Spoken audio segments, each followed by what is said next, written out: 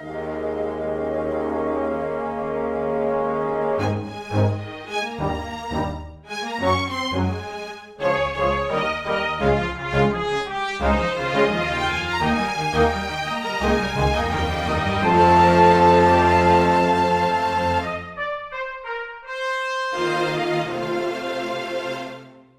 everyone and welcome to Weekly Manga Recap. It's October 30th, 2024. This voice was a mistake. I'm not going to do it anymore. Hi, I'm Nick here with Quinn and we're going to talk about manga today. You are Sorry. wrong, Nicholas. It's It is not I, the Spook Master General, here on the eve of Hallows Eve, which I guess is when my power is at its second strongest. Yeah, right. What is the Hallow, Nick? Hallow? Yes. I don't know. Is the Eve before Hallows Eve when I'm at my strongest, or is like the super spooky part the Eve? As explained every year, the Spookmaster General dies and a new one is birthed from a pumpkin patch no one's heard of. I feel as though I know more about the mythos of the Spookmaster General than the actual mythos of Halloween. So Excellent. Follow my lead then. No. I've been biding my time throughout the month. You know, I let you get by with that whole hurricane shit, Nick. Like, oh yeah, thanks for that. I let you have that one. But now it's time for all manner of spooks and scares.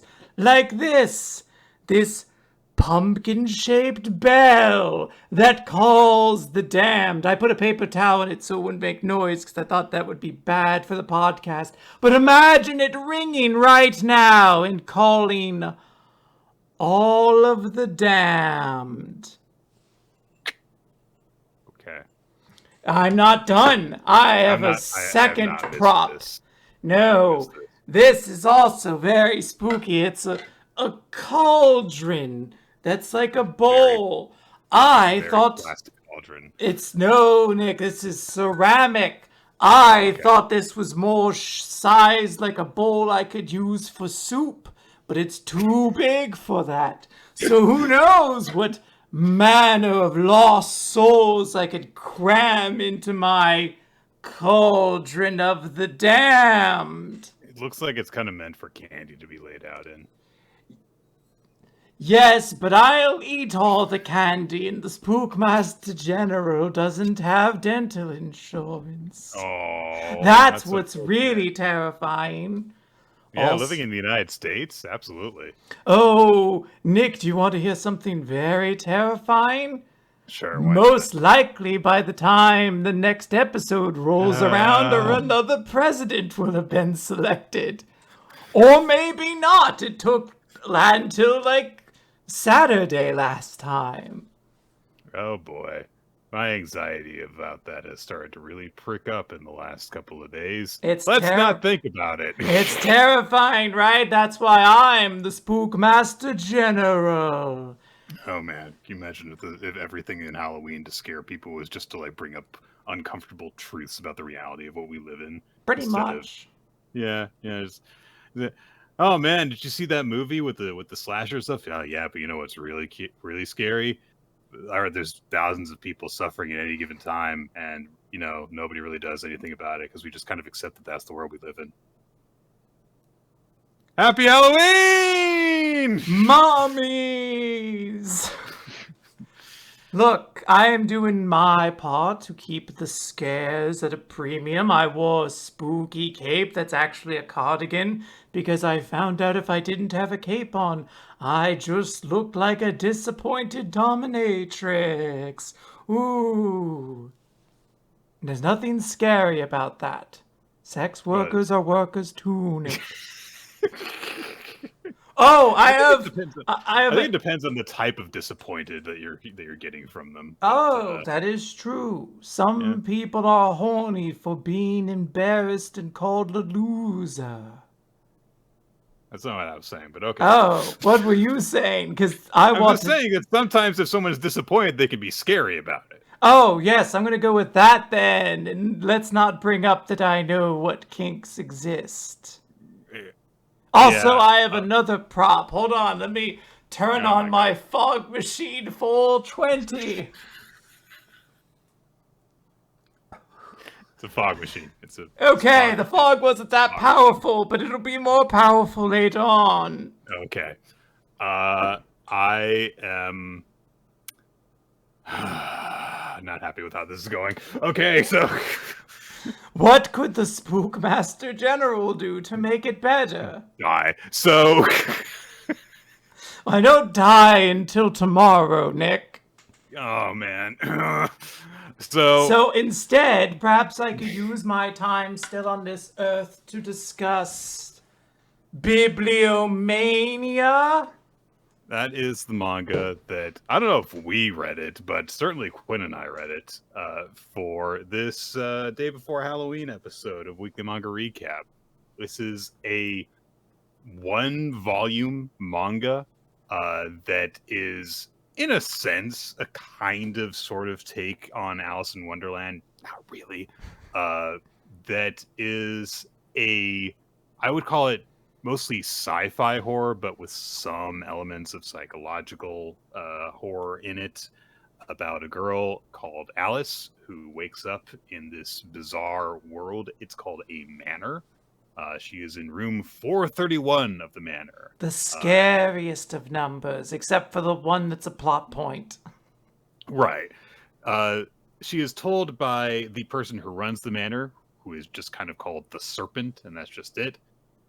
This kind of anthropomorphized, sometimes snake guy, that when all 666 rooms of the manor are filled, then the party will begin.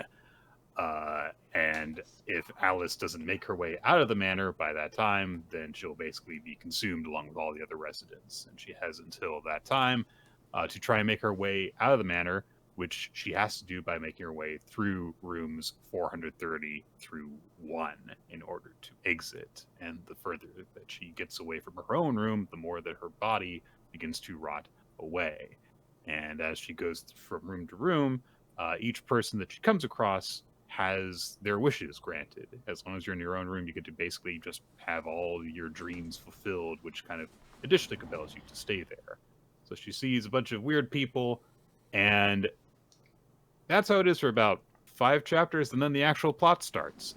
So we are going to spoil this manga. Yes, it is. It is Because actively impossible not to really spoil this series because you can read it in like 30 minutes.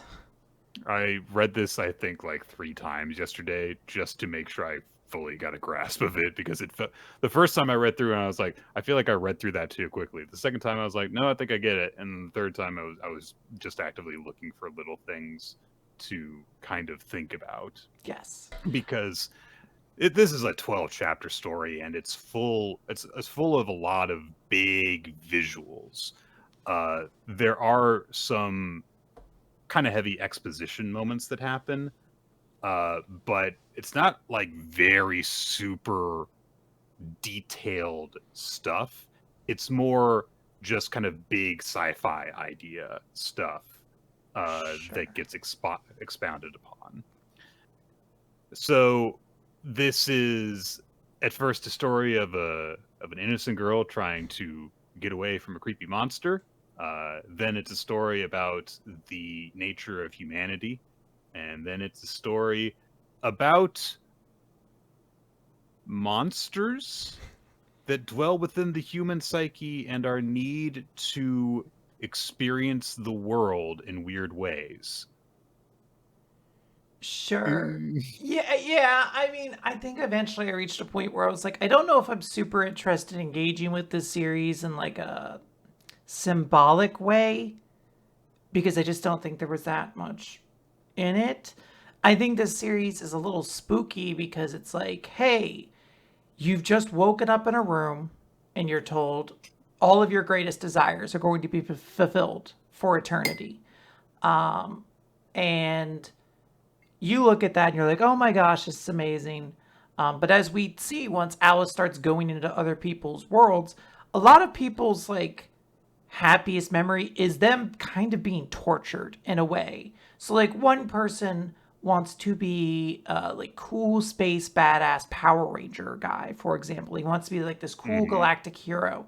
But the entire time he's fighting an evil space monster that's a representative of his parents that think he needs to get out of the house more. So he's constantly like facing up against that part of himself. That's why he wants to stay inside this hotel room. He doesn't want to escape because this is where he's safe. And there is like a horror in that. Like not enough to like really sit on. Like even though the characters might be different, the horror really isn't. She'll go into a room, she'll run into somebody. By the end of it, you kind of say to yourself like, "Oh, it's kind of fucked up and creepy." And that's it. That's really kind of like the end of things. Maybe like, oh, this one's about space and this one's about aging. That's, if that's your horror, maybe it changes up. But all of them are basically like, hey, here's a person who thinks they're okay, but they're really not. And it's pretty clear from the onset, like, the serpent's not to be trusted. This is a scary place. You need to get out of here as quickly as you can, Alice. But then obviously the twist comes at the end that you're like, oh, but Alice, she's not actually like a lost soul. And what she is wild and basically Yeah. explained over the course of like 4 chapters. And like, it's one, like, which is like a third of the series. Yeah. It's, it's a lot to like sit and process through. There is definitely like a theme to this story about escapism, specifically through fiction and through books. Um, the In fact, as it turns out, everything is kind of centered around books at the end. Yes. But for example, that guy who pretends to be a superhero, he is obsessed with this fictional franchise, and he thinks that embodying that hero gives him strength to escape from the unpleasant realities of, like people telling him he needs to be a, self responsible adult. There's, you know, uh, a guy who was a teacher in his life, and he was like an ethics professor, and then it turns out that because of largely his own neglect, his family life fell apart, and so he felt like he was a hypocrite, and so he uses his room to have this false fantasy of everything always being the same in his family life. And it's really messed up because his family is literally eating clocks in order to prevent time from passing. Um, and there's really kind of the same thing that happens over and over again, except for really one case. And I mean, the same thing happens as a result of it, but it's a different setup. But the setup is almost always the person is trying to escape an unpleasant nature of reality, sometimes in a very small, selfish sense. Like there's a woman who uh, became like sickly and resented her family, who she felt uh, considered her a burden. So she uses her room to always be young and beautiful. There is a woman who, on the other hand, realizes that the world is divided and war torn, and so she just wants to be this bird that gets to fly in the sky and escape from the small conflicts that people are constantly having with each other that really don't mean anything in the end. But in every single case, one of those cases, Alice approaches them and does not really have any time of day to give to them, because she says straight up, like, yeah, your fantasy might be fulfilling in a small sense, but it's not the real world. It can never be as interesting and satisfying as experiencing the real world is. And then she moves on without ever bothering to look back at any of them. There's one exception among all of the residents in terms of they don't seem to use their room as escapism. It's this guy who has used it to instead become a researcher and to figure out as much of the manor as he can. But obviously, he doesn't have all of the answers. It's in hindsight hilarious how little he actually knows. Yeah. I would even say you could read him as an escapism. There is like a certain kind of like scientific pursuit that seems to come at the like cost of all other logic and like need. That does feel like an escapism of the brain to some degree of like focusing on the idea of learning this thing rather than just like kind of accepting that you know you're going to die in here and you're not going to do anything to fight against it. So there's like a little bit of him trying to almost he's kind of one of the few people that when shit breaks bad, he's excited for it. He's like, Yeah. "Yeah, woo!" because he's the only person who really seems to accept where he is, but he hasn't fully really accepted it. He's just not going to try looking basically. It's kind of that thing that people say about like true crime podcast listeners, where it's like if I just understand this fully, then I'll feel like nothing bad Yeah. in those stories can ever happen to me. Well, So, because he does acknowledge he is the one that gives the like news to Alice. He like cures her because there's like a gimmick that the further you get away from your room, the more rot you take on, the more spoiled you get. Basically, you become like zombified almost. And by the time she's gone to this room, which is in like the 200s, she is like Alice is like barely a human anymore. And the second she gets in there, this guy like gives her an injection and she turns back to normal. And he's like, "Yep, you're fine now until you start again." And then it doesn't matter because once you get to the hundreds, it proceeds so quickly you'll never survive. Like you can never actually get out of here.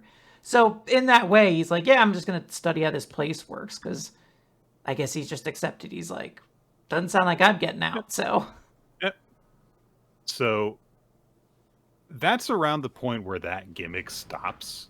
Of like, oh, and Alice goes to another room and she experiences what they are going through, and then she moves on and leaves them behind to their, kind of self-destructive fantasy.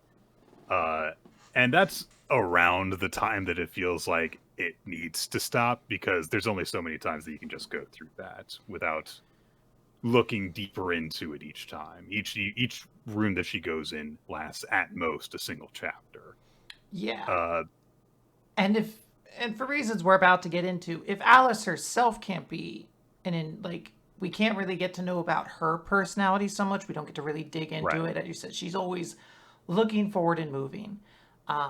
If we're not able to get some kind of human reaction to all this insanity out of her, then it is like, well, let's not spend too much time in all of Right. this. Because eventually you're like, I get it. Like, they're all weird. Like, they're little Yeah. freaks. I get it.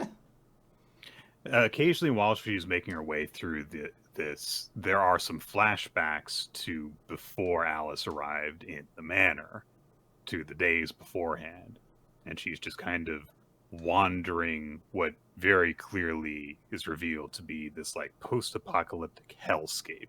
And she's just kind of, casually kicking around, coming across weird cannons and wrecks of buildings and stuff, until she comes across a book.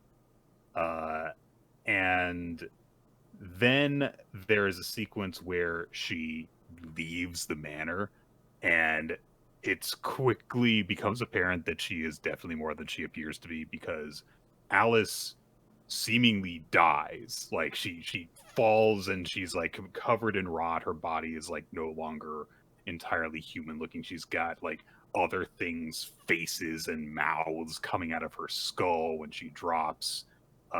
And the serpent is like, "Ha, yeah, you were really interesting, but yeah, you're dead. There's no way of getting out." Bah, ha, ha, ha, and now your soul is just going to get absorbed into the manor, and that'll be the next thing that will be my next thing on my way to 666, and then I'm gonna become complete and get out of here. That's what happens when the party is complete, is that all the human lives that are inside of it will become one with him. He will be fully born, essentially. And then Alice gets up. Yeah. She sheds her decayed body like it's a cocoon, and she goes to the next room. And she immediately falls over dead in that room, gets up out of her body, goes to the next room, and she starts going like faster and faster and faster, tearing out through room after room after room, and she's charging like this hideous monster through them. And the serpent's like, what the hell is going on? What the What fuck? is this? And he's, complaining like, this is impossible. How can she get out? This can't possibly be the case. And she gets to room 0, which is the table of contents of the book that she found, and she leaves. And so the serpent's like, what the fuck? I just lost my... God damn it. Well, now I gotta get another room 431 occupant. And then immediately his little indicator of all his rooms goes bing. Like, oh, one's arrived. Perfect. And then bing, bing, bing, bing, bing, bing, bing, bing, bing. Like a whole bunch of them go. He's like, oh, okay.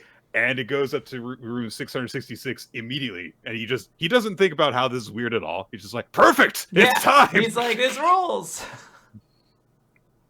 So he has this big, huge moment of triumph where he goes ripping through all the souls that have been collected in the manor, which is actually a book, and consumes them all. There are some neat flashes of like all the people that you have seen before up to this point, as they're very quickly just devoured by him. They turn into these characters, these words, and he just devours them and absorbs them into himself.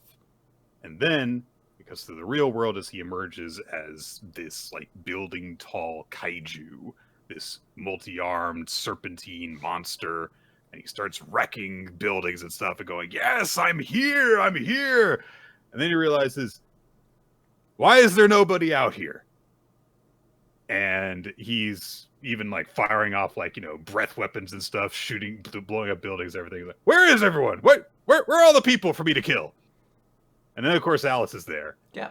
And she says, did you really think you were the only one, basically?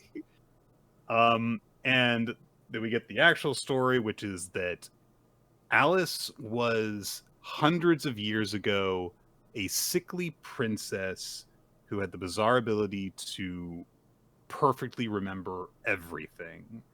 She became obsessed with knowledge, with books, with acquiring and absorbing as much information as possible. And in doing that, she decided to make, quote, the ultimate book, which essentially was like literally a book, but hooked up to all sorts of huge turbines and gizmos and stuff. And they piped in all the knowledge in this book. And then she became one with the book and turned into a monster. And waged war on humanity for a bit. She was sealed away inside of a massive cocoon and was dormant for 150 years, and then emerged again after like her abilities they tried to exploit her abilities in her research. And so the serpent is actually the monster associated with a spin-off, basically, of her original book. Which has a, quote, low page count. They tried to essentially manifest and harvest the power of this book in a way that they can control it, because that's what humans do when they have a powerful weapon. It doesn't matter if they can destroy the world with it. We're going to exploit this. And so that happened. Alice was released. There is a weird sequence where everyone is going online to try to find out what's going on with this giant kaiju monster that is absorbing people into information just by being in their presence. And they're all like, I can't get accurate information. All of this is fake news and stuff. Commentary. And she destroys the world. She blows up everybody. Their countermeasures that worked in the first conflict don't work anymore. She kills essentially everyone. The biblio missiles, I think, is it? Their bibliomation, like book ammunition. Yeah, I guess the idea was when they worked before, they somehow made a bigger book around her or something like that to contain her. I guess that was something that was one of the reasons I read the series multiple times to try and understand. Never clicked for me, but it's sci-fi stuff. It doesn't matter, Yeah. And she essentially reveals to the serpent, who is, of course, getting really scared by this point. They're like, no, this can't be right. No, I'm supposed to be this great, awesome monster thing. And she's essentially like, nah, you're really, really unimportant by comparison to me. And she essentially just tells him, like, yeah, I just wanted to see what my stupid little brother could do. And Yep, seeing all I need to do now. And she kills and eats him, basically. Yeah, pretty much. I, I don't really have like a ton to like go back and forth on now that we've kind of explained the whole story. I will say that there are points that are unnerving. I think the art's good at like carrying across like a kind of creepy tone, even if the plot of what we're reading doesn't seem like it should be all that particularly scary. But I did think there were a couple points where it was lacking. Like I said, like I feel like we jump from one little story to the next, and none of them are that interesting. Like it's all kind of the same thing of like, oh, here's somebody trying to live out their greatest imaginations, but they're actually they're deluded weirdos who don't understand what they're into. And that's fine for like, a couple of them, but the fact that we never really get to like delve into any of these, none of them really stick. And the end is very like, I think to get anything out of it, you have to think very symbolically about it. You can't just take what it is literally, because then you're like, so wait, there's a book, and the book absorbs people because it's knows everything, and we sealed it and then made weapon. Like it's stuff that you are able to look at and be like, look, like yes, I'm aware that this kind of horror really does exist. Humans will find a way to make everything worse. It just didn't. I don't know. I wasn't like super invested in like digging into every little like piece of the lore. Like, yeah, I think if I went back and read it again, I might be like, oh, the clues were all there. But I mean, I guess that's for you to say. They're Were kind there of they're clues? kind of obvious. They're kind of obvious foreshadowing bits, honestly. Given the bits with Alice, where she's clearly just kind of like hopping around an unapocalyptic landscape, it very quickly becomes obvious. Yeah, there's more to her than Sure. appears to be at first glance. I did not call that she was a book monster. I think because honestly, like the book thing isn't something that really gets focused until about halfway through. There are hints of it Sure. in terms of some of the visuals that you do see. Well, I I think did. Okay, go I ahead. was gonna say one thing that I was sort of curious if it would ever be explored in any way was the idea that like, okay, so this place exists. The further and the longer you are away from your homeroom, you fade away. But you can visit people. Like that's just factually a thing. You can go to the next room. You're slowly going to die until you return. But Hmm. like that's going to happen. So I was wondering if it was like, oh, is she trying to rescue someone else from the book? Maybe like that was my thought early on because she said something about a little brother. So I was like, oh, maybe like her kid brother's stuck in this or something like that, and she's intentionally getting caught to get out. And the answer is like, no, she is the same thing basically, just a better version of it. So she knows how to like rope a dope this idiot, and that's fine. But like the basic premise of like, hey, you have a room of eternity where everything you want that'll possibly make you happy will happen. And you could just walk down the hall and see someone else's or something like that. I guess it makes sense that you would never leave your own. And they do explore what happens to one person who basically made it as far as they can. But I don't know, still not 100% there. Although I do like the touch when we first meet Alice and we see what her room is supposed to be. It's her consuming. Basically, the serpent keeps giving her cakes and foods, all this stuff to like make her full. And we like later on see that she Mm. is never full. Even with this piece of knowledge, she's like, damn, I wish someone else was around to read it or something like that. Like, Yeah, that was a nice ominous note to end things on. Is that at the end of that, she's killed seemingly all of humanity. It's heavily implied that there is literally nobody left. Um, and she says like, yeah, the only thing in life that makes me happy is just consuming, is just having more. Uh, she does indicate that because of her ability to never forget and the fact that she has transferred everyone in the world into information and absorbed it, that everyone's like memories and experiences and hopes and fears are all still inside of her. And the serpent, while he is getting killed, says, well, what good is that going to do? And she says, probably nothing, but it's what I do.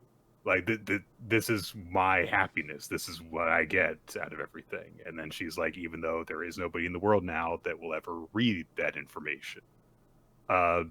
So there is that constant theme, because although Alice looks down on like these people who are like, you know, absorbed in these insulated worlds away from the reality of getting to exist, and we find out that that is because when she was human, she couldn't go anywhere. She was bedridden. She could only experience the world through books, and she hunkered for more. That makes sense. But ultimately, she is also a victim of that, because everything that she experiences is by reading other people's experiences now. And there is that kind of there is like a sadness to the end of the series. I feel more than there is like a horrifying note, because you know she has this big huge Mothra, you know, gonna kill you form, and she eats this serpent guy, and you find that she's been killing everyone and stuff. But especially because everyone that you really meet in the story as a human is kind of just an idiot jerk, it doesn't really feel that bad when they're all gone. And although she is the villain of the story, Alice is still the protagonist. You are, you know, experiencing the story through her eyes to a great extent. And so there is that sense of loneliness at the end for her. So there's a kind of feeling that like some of her experiences or some of her observations about the people that she comes across are also kind of projective for her. That she, you know, feels a sense of nostalgia with these people that are so caught up in these worlds because she used to be that way, and in some ways still is. So there are some interesting things to the story that did make me think more about like the ideas presented in terms of how we experience life through the page. And ironically, of course, this is a manga. You read it, and it is telling you this is what is good and bad about that, and kind of leaning mostly towards it's bad to do that. Yes. So it was an interesting read for that reason. But this is, as far as I can tell, also the only thing that these guys have worked on. Mm-hmm. Like, there's nothing else I could find that is by them. At least anything that got a remote amount of attention. But Nick, where does it rank on the scale of totally spooktacular? I guess that, I mean, if we're talking in terms of like, ooh, shivers and scares and stuff like that, I give it like a 4 out of 10. It wasn't that scary, honestly. Sure. There are some visuals that could be very striking, and if there are certain types of body horror that ick you out, then you could very well come across them. And if you have a specific phobia of like eldritch kind of things, like things that are beyond the realm of human ability to understand, then it definitely starts to dip a toe into that realm at the very least. But beyond that, it's like if you don't do well with creepy visuals, there's quite a few of them in this. So watch out for that.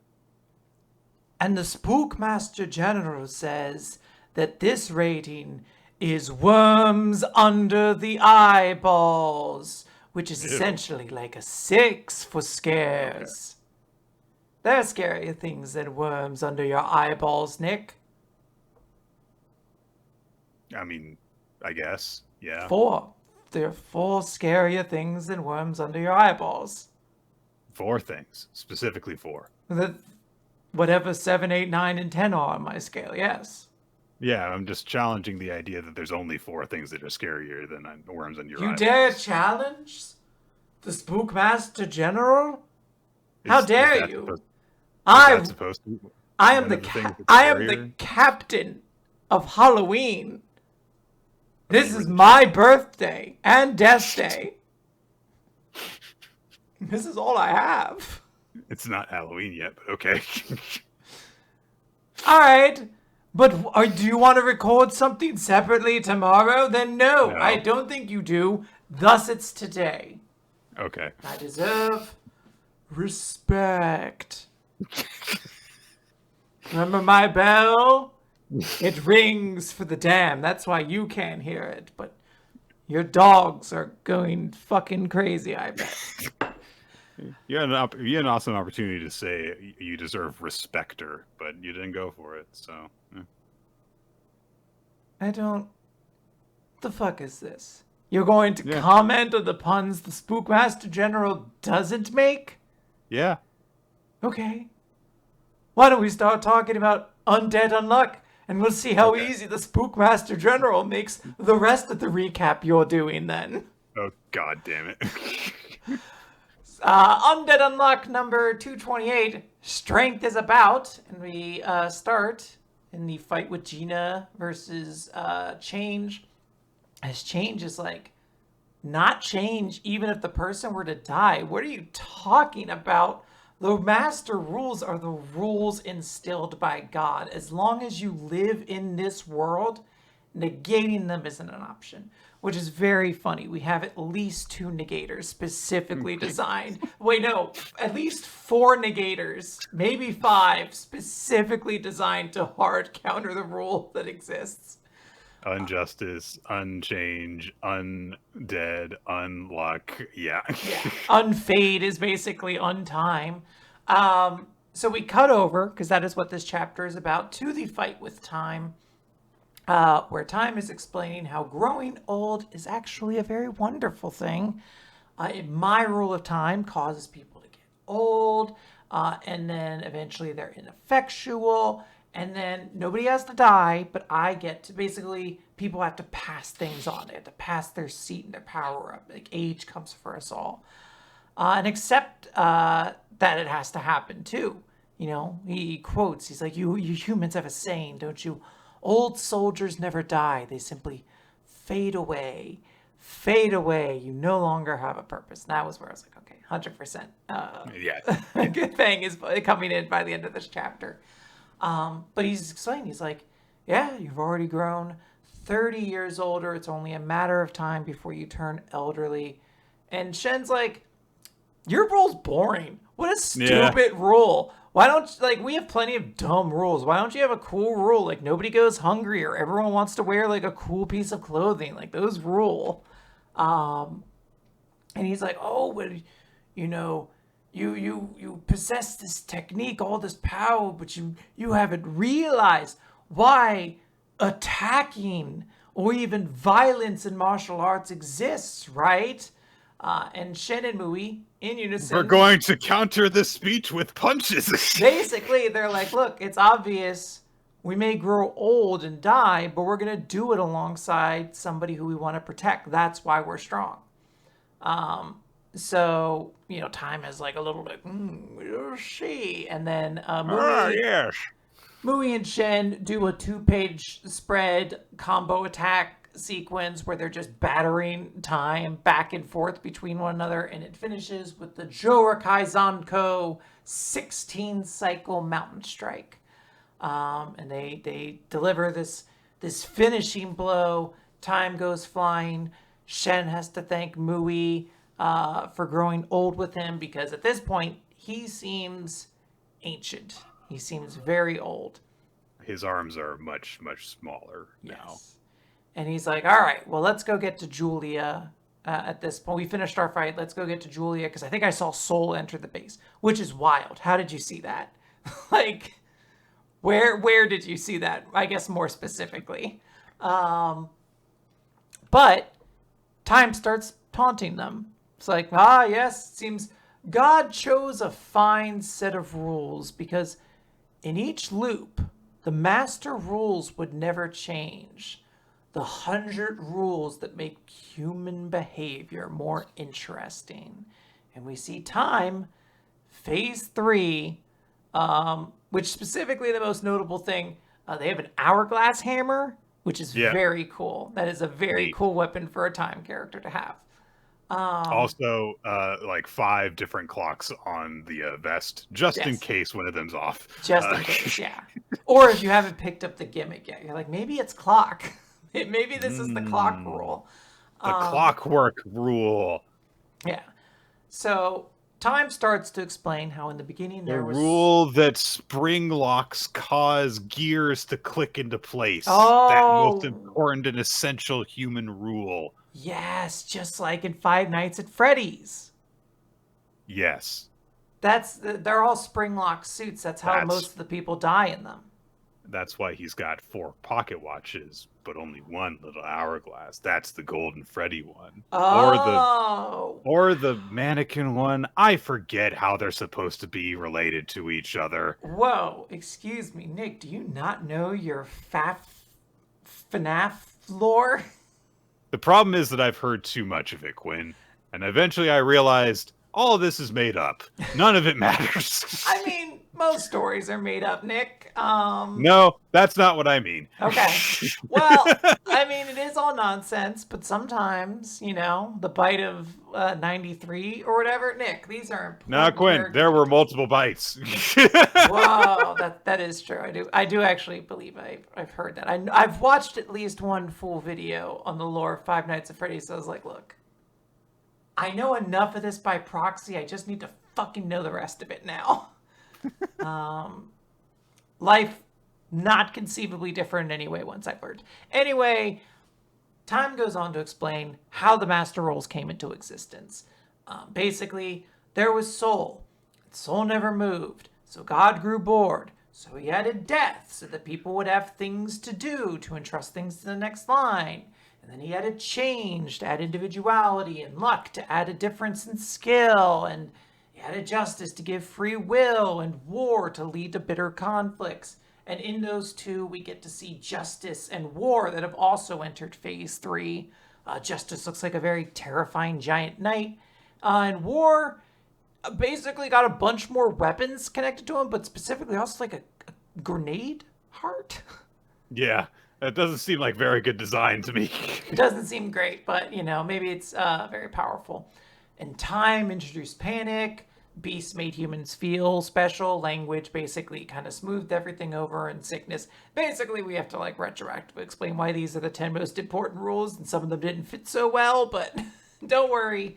We got the important ones here. The Master Rules are the very rules of this game, designed by God to force humans into action. Boom. Wham. Someone shows up on a pillar. Only one motherfucker in this series has the balls to show up on a fucking pillar. This fucking...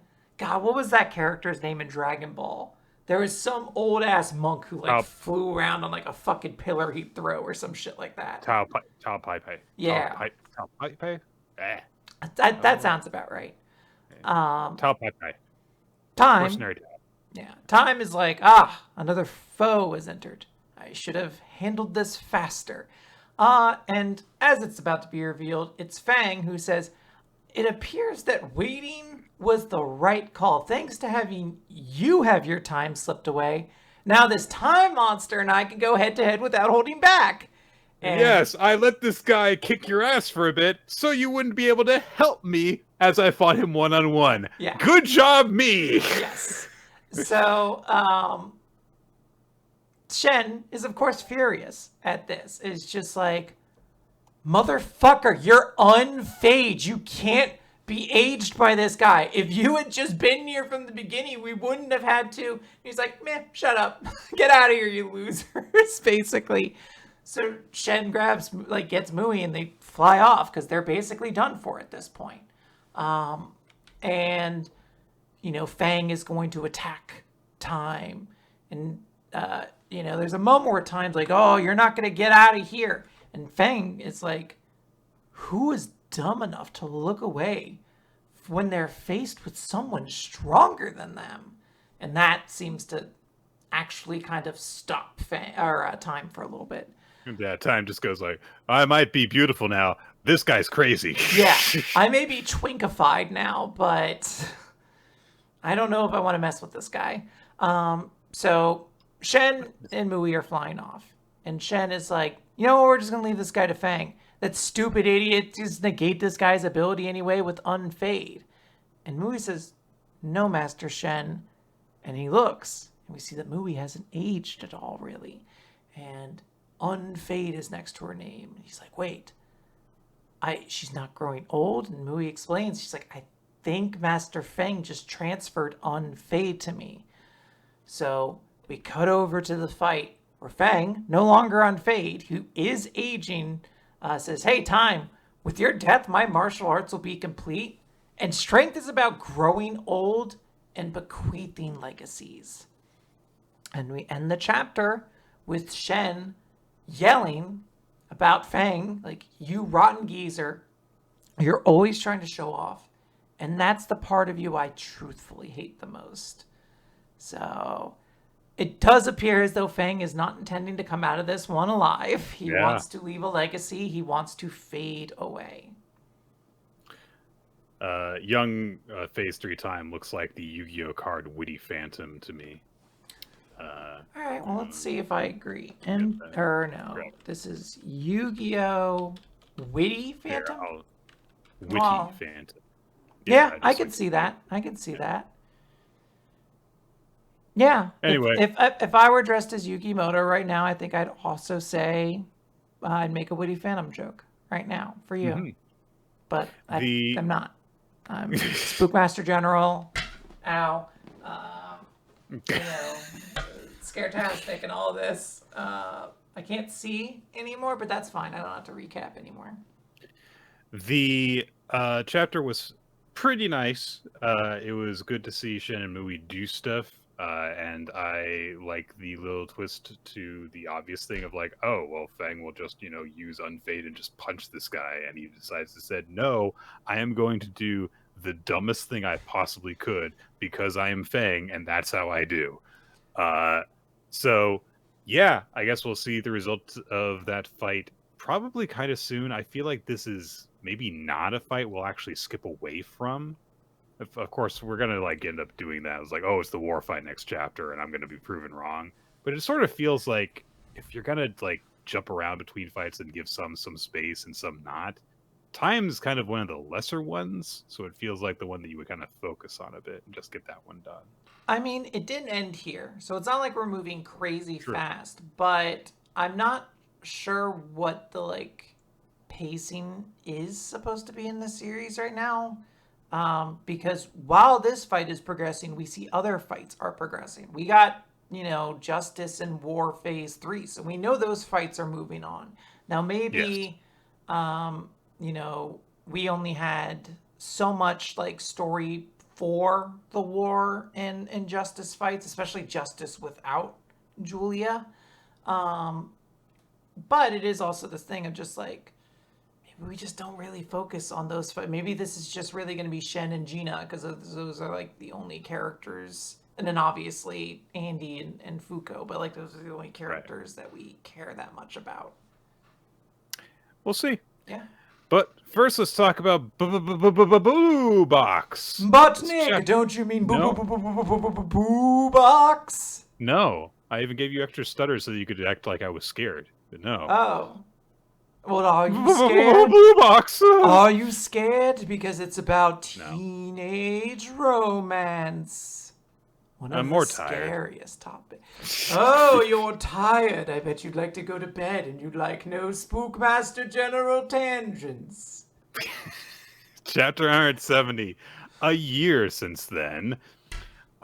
It's after the school festival now. People are cleaning up, and people kind of give Kyo a little bit of not Kyo. Sorry, this is Kyo. This is that one guy that we actually met last time who tried to lock Taiki in a shed and stop him from getting close to Chinatsu. Yeah. Haruto sees this guy, who's been Korra and stuff, and they're like, I can't believe you locked him in the shed. And then and the guy says, it's Taiki Inamata.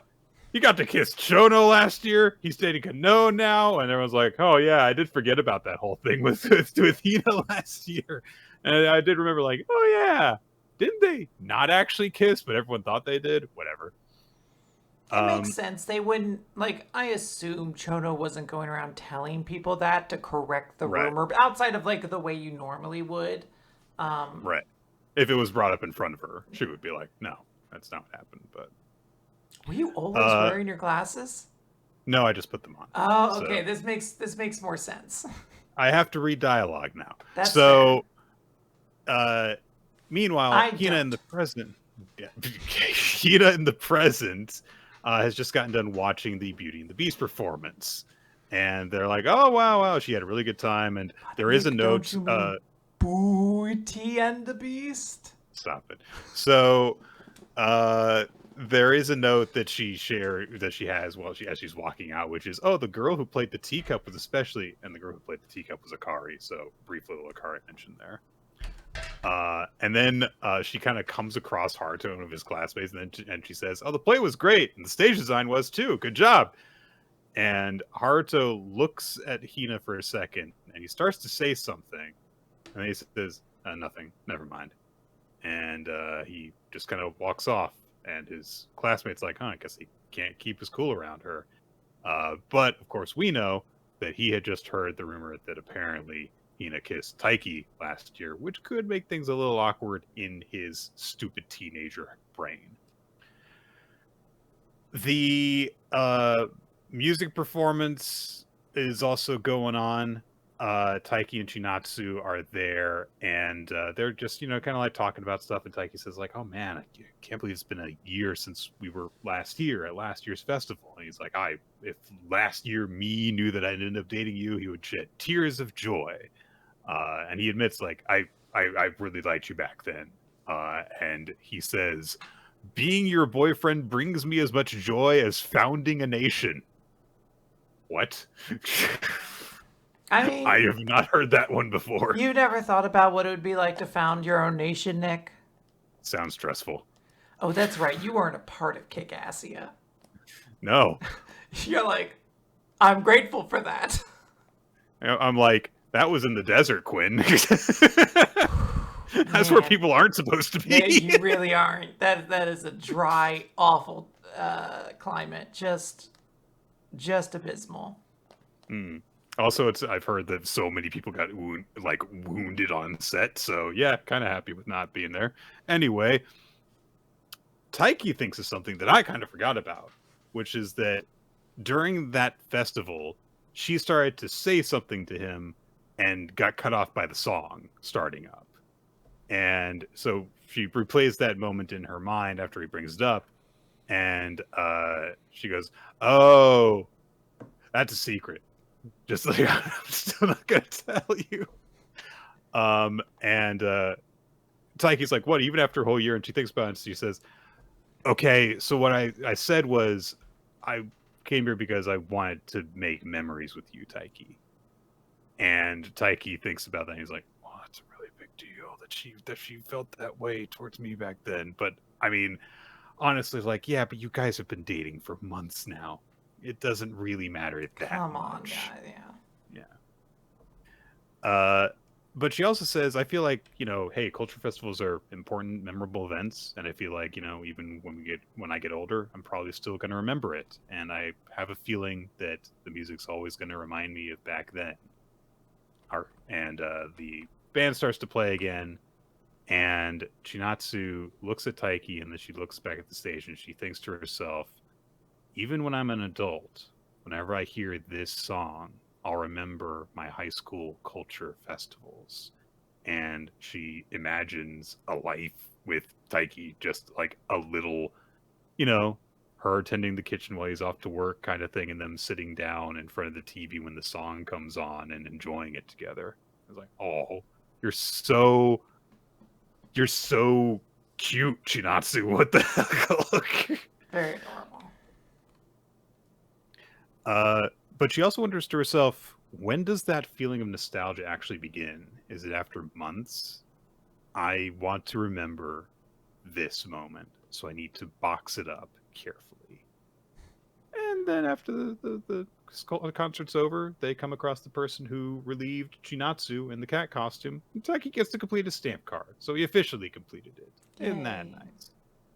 And the two of them have a little moment together, and she thinks to herself, let's create even more memories going forward. And she imagines them as these like little kids like boxing up memories together and stacking them all nice and neat together. It's a very adorable. She's like, yeah, I made my little neat package to remember, to feel nostalgic about forever, and then we're gonna do the rest together. And it's like, it's adorable. Also spooky. These two better never break up in this. The Spookmaster General could start working some angles. It would be spooky to break them up. So anyway, next chapter, Spookmaster General shows up. Taiki. The Spookmaster General presents Boo Box. Well, it's more that the Spookmaster General enters the manga to seduce Taiki away from Chinatsu. Even though we just had empirical evidence that that doesn't work last chapter. You really can't keep them separate that way.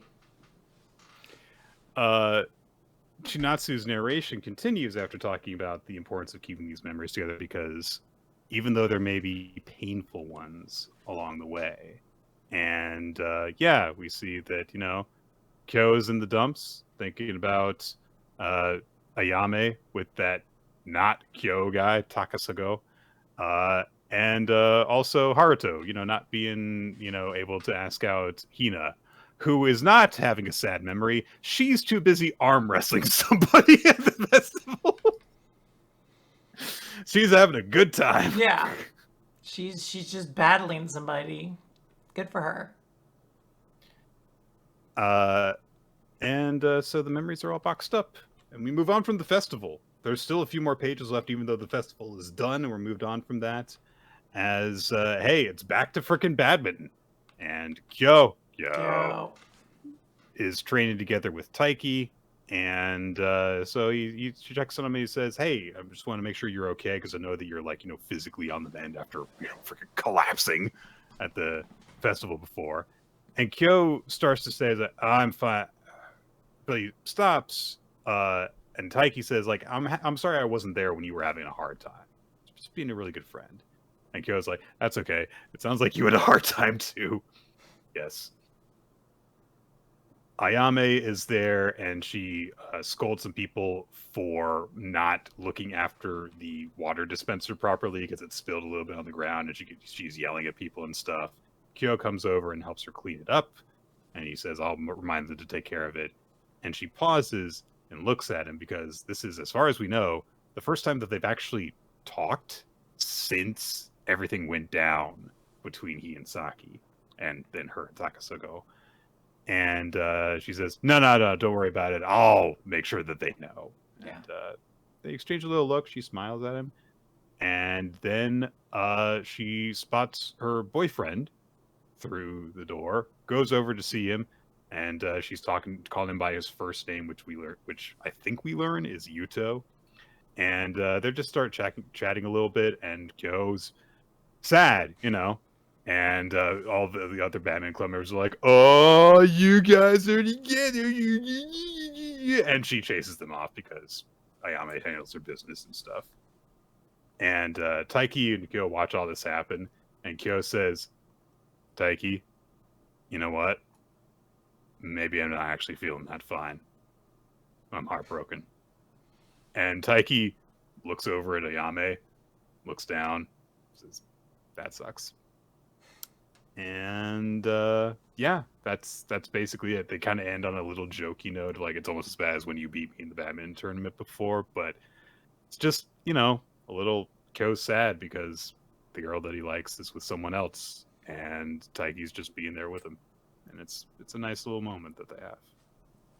Yeah, it's sad, but I kind of enjoy also that it feels like we're moving back to the gym stuff, sort of developing things. We're done with this festival where all the plot points needed to go off in a row and all that sort of stuff, and now we're gonna go back to the kids kind of dealing with the fallout of things. And I also like Taiki just being there for his friend. He's like, look, I get it. I get why you're sad. Like, it makes sense. And I'm sorry, but... Especially after all the times that Kyo helped him out when he was, feeling all rattled by his infatuation with Junatsu. Yeah, oh yeah, absolutely. Absolutely. But, it's it's pretty good. I liked it. No, Quinn slash Spookmaster General, whatever. Do you want to learn about Hoshina and Captain Narumi's past together? Yes, I do, actually. Those are Cool. my two favorite characters. Okay, interesting choice. So, Kaiju number 89, 4 years ago in the first and third division joint training. So Narumi and Hoshina used to train together, and Narumi thinks, from the moment I met him, I never liked him, because he's got the type of face that he dislikes, and also he uses his see your power ability, and he observes he has a refined signal stream, not rank and file level at all. And then later on, Hoshina is hanging out with some of the other recruits, and he's approached by Narumi and some of his guys in the first division. And he says, "Hey, come to the first division because the third division is not good for you." And he says, "Quote: I give you permission to use your talents in the strongest division as the arms and legs of yours truly." And Hoshina is stunned a little bit, and then he's like, "No, got someone I want to follow. Bye." All right, peace. And yeah, Narumi's like, "How dare you turn down my offer?" Then he went on and served for the third division captain, and in a tasteless turn of events, he beat every single one of my close quarters combat records. It's very funny how he did this like big dick move.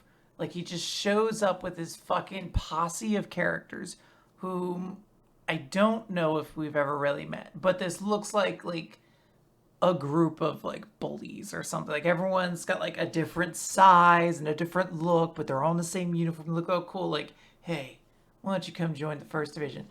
Nah, catch you later. And then they all just stand there looking like fucking idiots. It's great.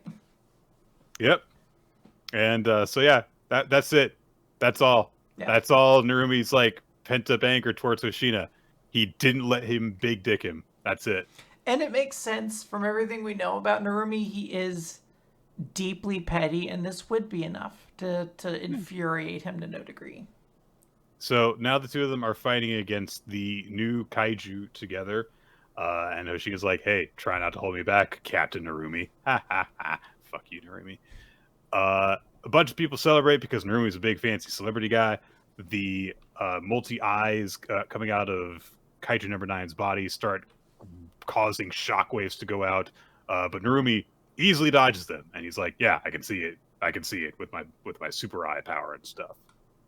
He then warns Hoshina, "I'm gonna cut this guy down. Maybe you too in the process." And Hoshina's being like, "Don't worry, I'll dodge it." Cool. So the two of them attack slash salvo thing. We get narration talking about how dangerous it is whenever a captain class officer engages in combat at full release, because their power reaches the level of a Dai Kaiju, which could engulf other officers and just straight up kill them.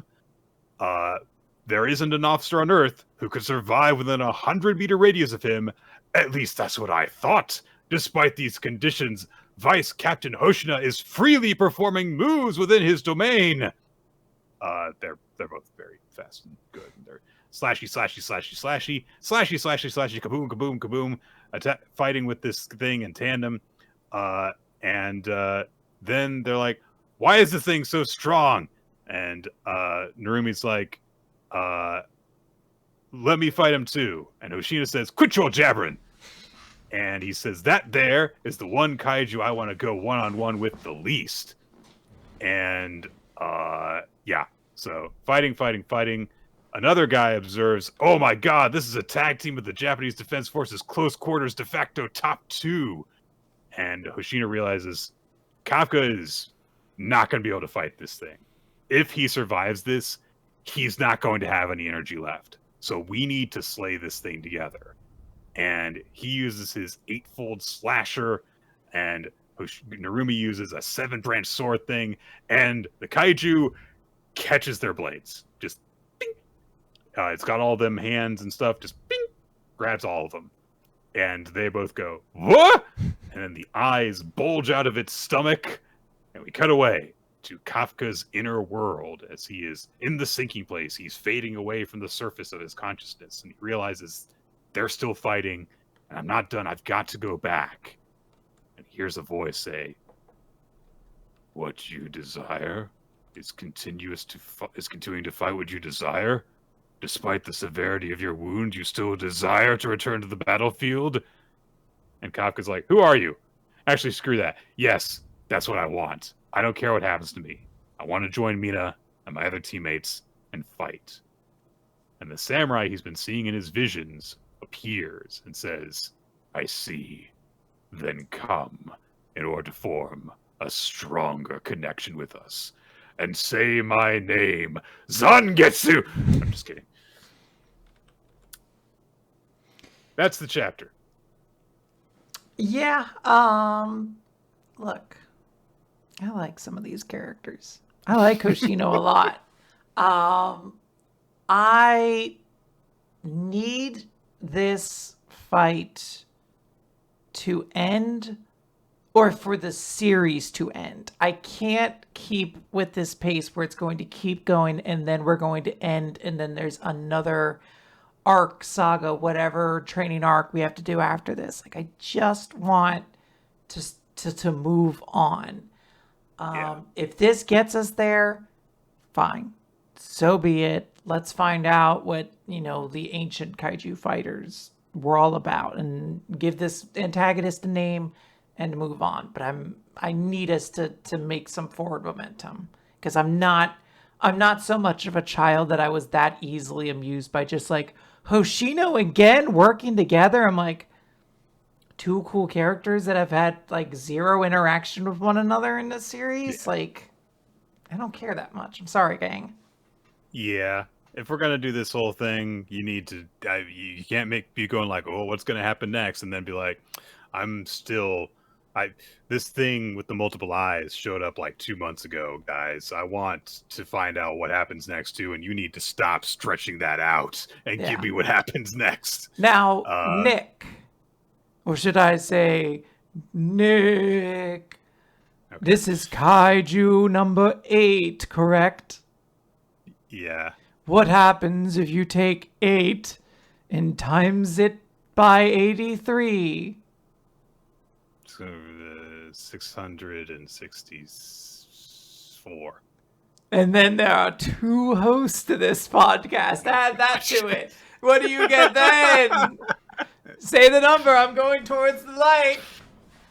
666. Hold on, my arm's not that long. Ow! Okay. Ow! How did you do that? Ooh! Spy Family.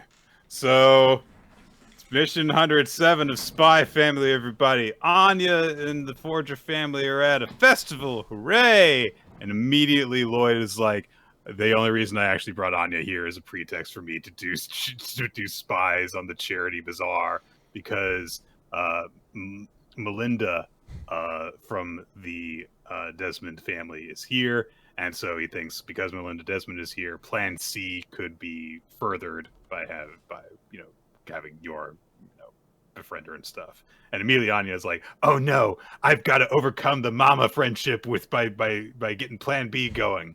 And wouldn't you know it, Damien and his cronies and all their butlers are there at the festival as well.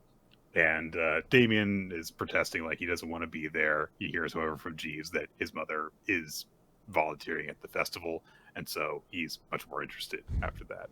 This poor, lonely child. Someone play with him. Wouldn't you know it, they spot Anya over there, and Anya refers to them as Scion Boy and his henchlings. And they're like, "What are you doing here?" And one of the henchlings says, "This isn't the place for the peasantry." And Anya has a great retort for this. "Shut up, you stupid dummies." Well played. Shut that down. Done and done. Unfortunately, Lloyd immediately is like, Plan B's not looking so good. And Anya's like, oh no, I gotta play up our friendship. And then she just takes a leaf out and says, here, you can have this leaf you loaned me. It was a really great leaf. It's so funny because she just sells it. So for a moment, I did have to sit there. I was like, Did he give her a leaf? did he lend her a leaf at some point? And he's like, no, she just picked up trash off the ground. He's like, don't get me trash you picked up off the ground. I never loaned you a leaf. Yeah. So the two henchlings say, like, how dare you stop being a shabby commoner around Lord Damien. And then their butlers say, like, we're very sorry. They're acting very ungentlemanly right now. And Anya says, thank you, henchlings, which is I greatly appreciate that label. That's good stuff. All the butlers are very nice and courteous. They make nice with Lloyd there. And he thinks to himself, like, oh, the fact that they're, in service to these families means it would actually be a pretty good opportunity if I forge some good relationships with them. He keeps on saying forge whenever he talks about this, and it does occur to me, like, that's really interesting that your fake name is Forger. And everything you consider in terms of building relationship is forging it. And it's just kind of feels very sad to me. But he goes off on this tangent of, like, thinking about, like, all the different possibilities for gathering information and stuff like that. And he's like, it's very important for both plans B and C that I have a firmer understanding of the staff that work for them and stuff like that. And I is just reading all of this as it's going through his brain. Then Becky shows up with her parents and with Martha. And so, of course, she spots Anya, comes over, and she says, like, oh, wow, it's crazy that we're running into each other again. And Anya says, that's because our brain goo is totally in sync. And Becky says, I would have put it differently, but I love the sentiments. She's a good friend. Lloyd is introduced to Mr. Blackbell, and he's like, Byron Blackbell, the CEO of Blackbell Heavy Industries. It would be very good to forge a relationship with him, too. A great opportunity here. And then at that moment... Nick, don't you mean Black Hell? That's actually okay. Yes, my power is growing. We're getting so close to Spookorine. Is that why the lights are out now? Yes, also I have a candle and it illuminates me. The ambiance is better now. Also, who knows what I'm doing just behind my hand? God damn it. The smoke machine went off.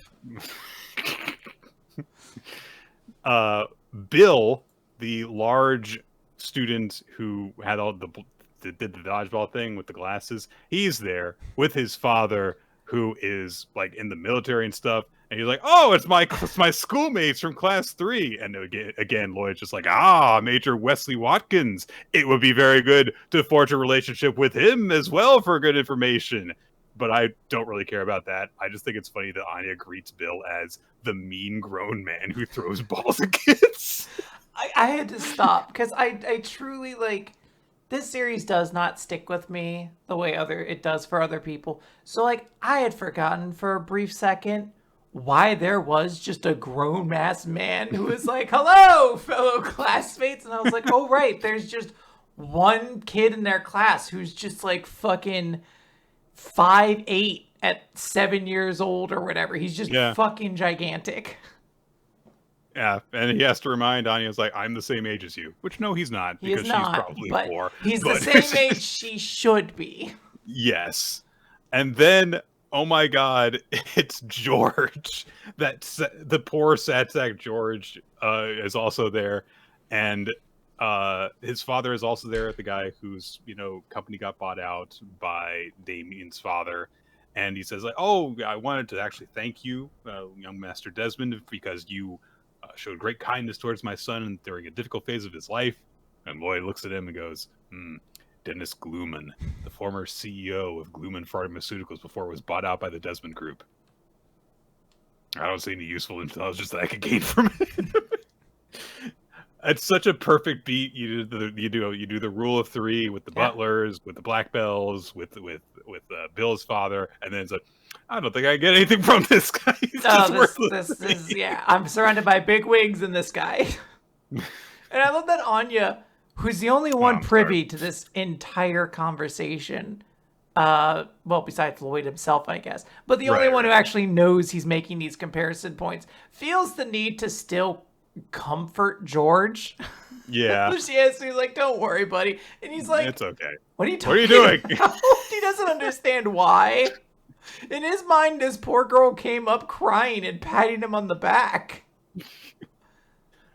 There's a nice moment, however, because Anya is getting a crowd around her from all these people, and a bunch of other parents from her classmates come over and they say, "You're that little hero from the bus hijacking. We wanted to thank you so much for helping out our son or helping out our daughter." And Lloyd's looking around like, "Oh my God, there's so many opportunities to get information and forge connections with all these people." Yes, because of course every student essentially at Eden's Academy has rich, connected parents. Uh, but he puts on a good face and says like, "Oh, thank you all, and if you want to discuss the troubling physical or mental effects from your trauma, please don't hesitate to visit me at the hospital." Hmm. Uh, George's father asks if the Desmonds are actually in attendance, and Jeeves says, "I'm not actually privy to that information. I just look after young Master Damien, so I don't know what his father or mother are up to." Uh, and but some of them also thank him because Damien also did have a big role in the buses, of course. But after that happens, they say like, "Oh wow, both the Forger and Desmond families are looking really good right now." And David says, "Don't loop me in with her. Let's let's do a thing." And one of his underlings is like, "Use the ring toss to show her who's boss." And he says, "Yes. The rule is whoever loses at the ring toss has to leave the festival grounds." And Anya's like, "Yeah, let's do it." And Becky says, "You can't actually force that to happen. You don't own the festival and can't make that rule." Her father immediately demonstrates why she is the way that she is by saying, "My beautiful daughter is the star of the festival, not you." And Martha has to be like, "Stop it." I love that Uh, Martha has to be the one to step in to be like, "Please be a better example for your daughter than this. you Please." are literally arguing with a 6-year-old. Yeah, please stop and continue to antagonize this child, this infant almost. We even get a little bit of insight into Bill's father because he says, "Son, you must fight every battle as if the bridge has been burned behind you. Challenge them, know that you must withdraw from Eden Academy should you fail." Very intense. Then there's like little moments here and there. Becky actually asks Yor for advice because Yor is quote unquote her master and everything. They do the ring toss thing and they're both being little kids about it. Damien tries to do better by throwing 2 rings at once, which is a great little kid thing to do.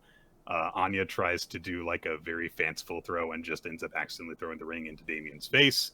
And all the parents and like the butlers are watching and being like, "This is nice. It's nice to see them like getting along with each other. This is nice." And Becky's mother proves to be much more normal than her husband is by saying, "It's like I know that Becky is really enjoying school, and it's thanks to Anya." Aw, that's nice. Yeah. Lloyd looks at this and he realizes like, huh, she actually has exceeded my expectations in terms of forging strong personal connections at the school. But as he's thinking to himself, Jeeves suddenly says, "I really wish that these kids could just remain like this, never burdened with the problems that we have in society. I hope that they get to continue to seek out their own happiness just on their own. And maybe it's not my place to hope for that, but I can't help but wish it." And Lloyd is struck by this, and he thinks for a second.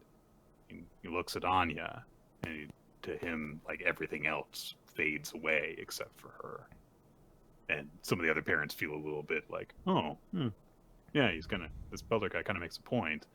And Lloyd's just thinking to himself, like, I'm literally only here thinking about how this affects my mission. None of that actually is what's on my mind. until he brought it up, basically. Damien wins the ring toss. Anya loses, and Damien says, like, "Get out! Leave the festival now because I beat you." And Anya's really upset, not because she has to leave, but because she has not succeeded in Plan B. So she starts to tear up and starts to sniffle. And immediately Damien feels awkward, and Jeeves goes, "What do you do, Master Damien? What do you do?" And he's like, "Fine, you can stay. Just don't be anywhere near me. I don't want to look at you." So, fair enough. Jeeves kind of keeps on like pushing him in the right direction, like, "Hey, come on, get along with your classmates and stuff." And then they continue to go about and doing things, and some of them decide to go to see a fortune teller. There's a big line coming out of this tent, and Becky says, seemingly partially towards Damien, "Yeah, so if you go and see a clairvoyant, they could tell if people are compatible with their lovers." So that kind of ropes him in. But a whole bunch of people are like, "Yeah, let's go and see the fortune teller." But apparently, fortune tellers in this world have ratings and prediction rankings. And so the ones with high prediction rankings have long lines. And so they're like, "Well, we can't spend all of our festival days be here. Let's go to this like mid-ranked one, or let's go to this bottom ranking one." And Anya and Yor decide to go and see one that's just like a novice rank one. So they have to go in right away to meet Miss Selena. But there's no room. There's no one in the room that they come into until the fortune teller comes in covered in veils and stuff like that. Immediately trips and teeters and staggers and nearly falls until Yor catches her. And when that happens, she looks up, takes off her mask, and goes, "Oh, Yor, it's you," because it's Melinda. Melinda is helping out with the festival, apparently, as a fortune teller. But, Nick, don't you mean Melinda Deadman? Ooh. No, I didn't.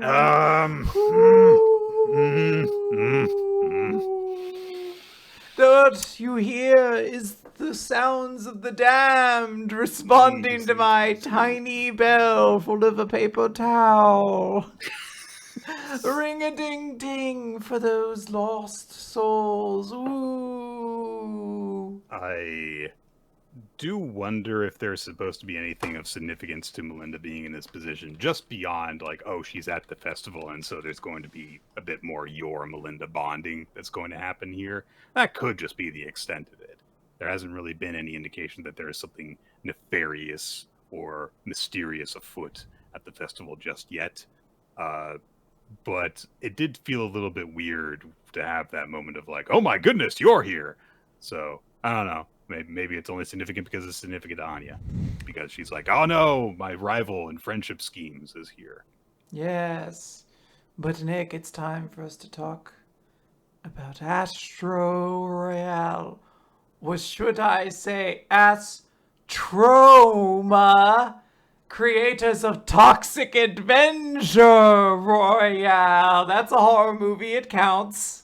Is it? Okay. It's body horror. Okay. People die. Okay. Bambi is a horror movie under that qualification. Chapter 27, Kuran versus Harumi.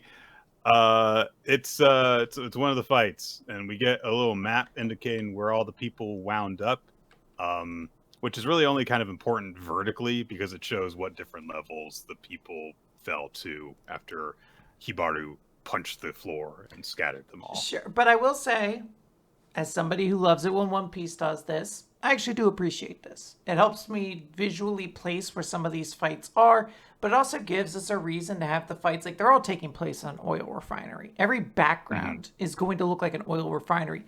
But when you place them in different locations, it lets you use, like, the different sort of visuals of the oil refinery.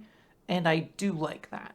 So, like, hopefully, you know, Karan's fight should not look identical to, like, where Tarasu's fight is happening, per se. I think the big test is going to be between Tarasu and Hibaru's fights, because Karan is established to essentially be at the base of the oil rig. So, essentially on the dock. at the very bottom of it. There is a little bit of fighting that happens between Himuro and Hibaru, because Hibaru is using his Scotty's Kiss to shoot ice at Hibaru, and then we see just Terasu facing off against Fuka, the woman with wind powers. But the big lion's share of the fight is between Kuran and Harumi, who decides, we're by the sea, I'm taking my shirt off, and time to develop my character. Time to have a character. And so he strips off his shirt and reveals his tattoos, his very water-themed tattoos, because there's a trident in his chest and like wave patterns as well. And so he says, I'm going to kill you, so I'll let you know my other name. It's Poseidon. And Kuran goes, that tattoo. I was obsessed with a wrestler as a kid who had one just like it. The sea god who ruled over 1,000 seas. Are you Harumi star Poseidon? And Harumi is like, yeah, so you've heard of me, huh? But Nick, don't you mean Hadumi? Yes. That's not bad. Yes. Your Kuran says, heard of you. Also make me stronger. Okay. Kuran says, not only have I heard of you, I'm your biggest fan. Please shake my hand. And his tail is wagging behind him when he does this. And then when Harumi does shake his hand, his tail goes and stands up straight. So he's like a puppy, Quinn. Yes. His emotions show in his tail. And he's like, oh, can I have your autograph too? And Harumi's like, oh, are you forgetting that we're supposed to be fighting here? And Kuran's like, it was a joke. Let's spar. And Harumi says, oh, you want to fight even though you know who I am? You're a real man, huh? Let's fight! And they go for the wrist lock. And then, I don't know how he transitions into this. This is not how wrist locks go. He just goes for the double wrist lock and then just slips down out of it, then scoots around behind. German suplex! Yep. Nick, do you remember those times Kurt Angle would go for a lockup, then immediately swing behind them and do a German suplex? I'm sure that he's done that before, but he's Kurt Angle, so... This Poseidon motherfucker is not Kurt Angle. No. You know what blows my mind? Is that Shelton Benjamin is having matches on television again? Yeah. 2004 Quinn would be losing her mind. For a lot of reasons, probably. I'm going to warn her about some things. But then I'm also going to tell her about Shelton Benjamin being on TV. And she's going to be like... Was he a world champion ever? And I'm like, no. In fact, literally no. I don't think he ever holds another title after you stop watching. Maybe a tag team title. I don't know. He was, he got a tag team championship during the Hurt Business. Okay. There you go. Yes. So Kuran gets German suplexed and just, no sell. Come on. Learn to work, Kuran. Yeah. You'd be so upset and be like, I didn't give you... Come on, my guy. That's one of my signature moves. You gotta act like it mattered. Harumi then, however, decides, like, all right, working's no good. Gotta bring in the foreign objects. Uses his Astro and calls the Kraken. He unleashes the Kraken, which is water. Buffets Kuran with it and then drop kicks him. Which is enhanced by the water. Anyway, yeah, because he's like he goes with the flow of the water. Like these are like jets of water, and he essentially rides the water with a missile drop kick, which is kind of cool. So he drop kicks Kuran, who goes, I don't know, like 3 feet backwards. Yeah, lands on his back. I guess there was a lot of water, so all of, like that momentum that should have existed just like went through the water instead. He just kind of goes like, ow. Harumi says, what do you think of a pro wrestler strength combined with Astro Power? Proceeds to use a wrestler strength without Astro Power. Deadlift power bomb block! So, Kuran is dead. Yeah, he's fucking donezo. This 120-pound kid got picked up off of his back and then thrown into the ground by a 200-pound dude. Like, he's dead. But Kuran, no, he just says, what the hell was that? Which I guess means that the deadlift powerbomb was also not in Poseidon Harumi's arsenal, because he's like, what are you doing changing your moveset? That's not good. Yeah, I don't get it. Are you a powerhouse? Are you a grappler? What's the angle we're going with here? Water attack! Water just comes up and I do. attacks. There is something very funny about a guy who, like, if you're gonna make your character like a wrestler themed character, like, okay, he's gonna hit him with a power bomb. He still has water powers. How does he utilize those in his wrestling? What if he just sprays a shit ton of water on you after he power bombs you? I'm like, makes sense to me. Sounds good. Just put it in. Put it in. He declares he's going to just make Karan drown, but just like holding him down when he's got no leverage and having water wash up from the ocean underneath him through this grid that he slammed him onto. And he says, "Don't hold it against me. I ain't pure like I used to be back then." Ah, he's working Rudo. That's why Karan is upset. That's why he changed his style. He says, "No matter how much I trained, my injuries held me back. But then Himuro recruited me. I wanted to change, to shine again." So Karan says, "Cheshire Cat." And that's why you ran away from the ring? He turns into an octopus! He's gonna put him in the octopus hole! He doesn't put him in the octopus. Yeah, this felt like someone who had a vague understanding of wrestling, but not enough for some cool references. Yeah. So he turns into an octopus, wriggles around. Harumi.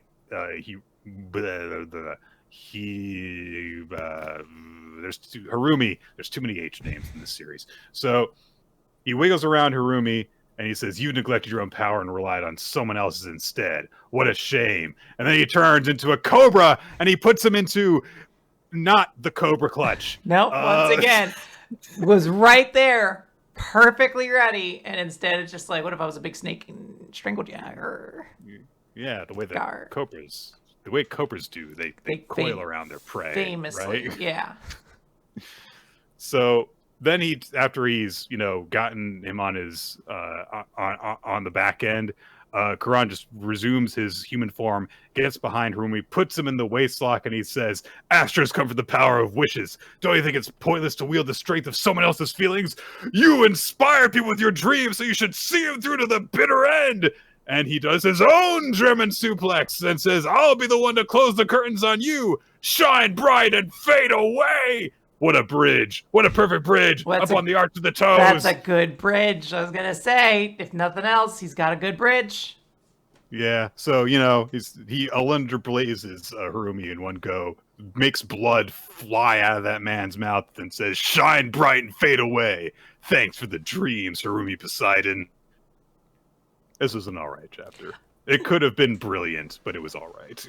Look, we're both wrestling fans to some degree, so obviously this chapter was always going to appeal to us on some level. But I would still say this is probably one of the better chapters of Astro Royale in a while, because it does just let us focus on other characters. Like, hey, remember those two guards that were with the cop?